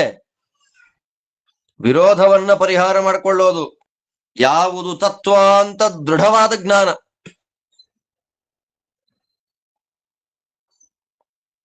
ಅವಾಗೇನಾಗುತ್ತೆ? ಯಾವಾಗ ತತ್ವಜ್ಞಾನ ದೃಢವಾಗಿ ಬರುತ್ತೆ, ಧ್ಯಾನ ಮಾಡ್ಲಿಕ್ಕೆ ಅವನಿಗೆ ಯೋಗ್ಯತೆ ಅನ್ನೋದು ಬರುತ್ತೆ. ಯದಾ ಸ್ಥಾಸ್ಯಸಿ ನಿಶ್ಚಲ ಶ್ರುತಿ ವಿಪ್ರತಿಪನ್ನ, ಶಾಸ್ತ್ರಗಳಿಗೆ ವಿರುದ್ಧವಾಗಿ ಹೋಗ್ತಾ ಇದ್ದ ನಿನ್ನ ಬುದ್ಧಿ ಸರಿಯಾದ ಗುರುಗಳ ಯೋಗ್ಯ ಉಪದೇಶದಿಂದ ಒಳ್ಳೆ ದಾರಿಗೆ ಬಂತು. ಆ ಒಳ್ಳೆ ದಾರಿಗೆ ಬಂದು ತತ್ವ ದೃಢವಾಯಿತು. ಹೌದು, ನನ್ನ ಮಾರ್ಗ ಇದು, ನಾನು ಚಿಂತನೆ ಮಾಡಬೇಕಾದ್ದು ಇದು ಅನ್ನುವ ಜ್ಞಾನ ಬಂತು. ಅಂದ್ರೆ ವೇದಗಳಿಗೆ, ಶಾಸ್ತ್ರಗಳಿಗೆ ಅನುಕೂಲವಾಗತಕ್ಕಂತಹ ತತ್ವ ನಿಶ್ಚಯ ಸಚ್ಚಾಸ್ತ್ರ ಜ್ಞಾನ ಬಂತು. ಅಲ್ಲಾಡ್ತಾ ಇಲ್ಲ, ಕನ್ಫ್ಯೂಷನ್ಸ್ ಇಲ್ಲ, ಅದೋ ಇದೋ ಅನ್ನೋ ವೈಭವ ಇಲ್ಲ ಅಲ್ಲಿ. ಶುದ್ಧವಾಗಿ ವಿಷ್ಣು ಸರ್ವೋತ್ತಮ, ಅದು ಖಂಡಿತ ಅನ್ನುವ ತತ್ವ ನಿಶ್ಚಯವಾಯಿತು. ಹಾಗೆ ನಿಶ್ಚಯವಾದಾಗ ಅವನು ಧ್ಯಾನ ಮಾಡಲಿಕ್ಕೆ ಅರ್ಹತೆಯನ್ನ ಪಡಿತಾನೆ. ಆ ಧ್ಯಾನ ಮಾಡ್ಲಿಕ್ಕೆ ಅರ್ಹತೆ ಪಡೆದಾಗ ಧ್ಯಾನ ಮಾಡ್ಲಿಕ್ಕೆ ಅಭ್ಯಾಸ ಮಾಡ್ತಾನೆ. ಆ ಧ್ಯಾನ ಮಾಡ್ಲಿಕ್ಕೆ ಅಭ್ಯಾಸ ಮಾಡಿದಾಗ ಸಮಾಧವು ಅಚಲ ಬುದ್ಧಿ, ಸಮಾಧಿ ಅಸಂಪ್ರಜ್ಞಾತ ಸಮಾಧಿ ಸ್ಥಿತಿಯಲ್ಲಿ ಮುಳುಗಿ ಹೋಗ್ಬಿಡ್ತಾನೆ. ಹೊರಗಡೆ ಏನಾದ್ರೂ ಗೊತ್ತಾಗಲ್ಲ ಅವನಿಗೆ. ಭೇರೀತಾಡನಾದ ವಪಿ ಪರಮಾನಂದ ಮಗ್ನತ್ವಾತ್ ಅಂತ ಹೇಳ್ತಾರೆ ಆಚಾರ್ಯ. ಹೊರಗಡೆ ಬಾಯಿ ಬಡ್ಕೊಂತ ಇರ್ಲಿ. ಧ್ರುವ ತಪಸ್ಸು ಮಾಡ್ತಾ ಇದ್ದ, ಬಾಯಿ ಬಡ್ಕೊಂಡ್ರು, ಏನಾಯ್ತು ಅವನಿಗೆ?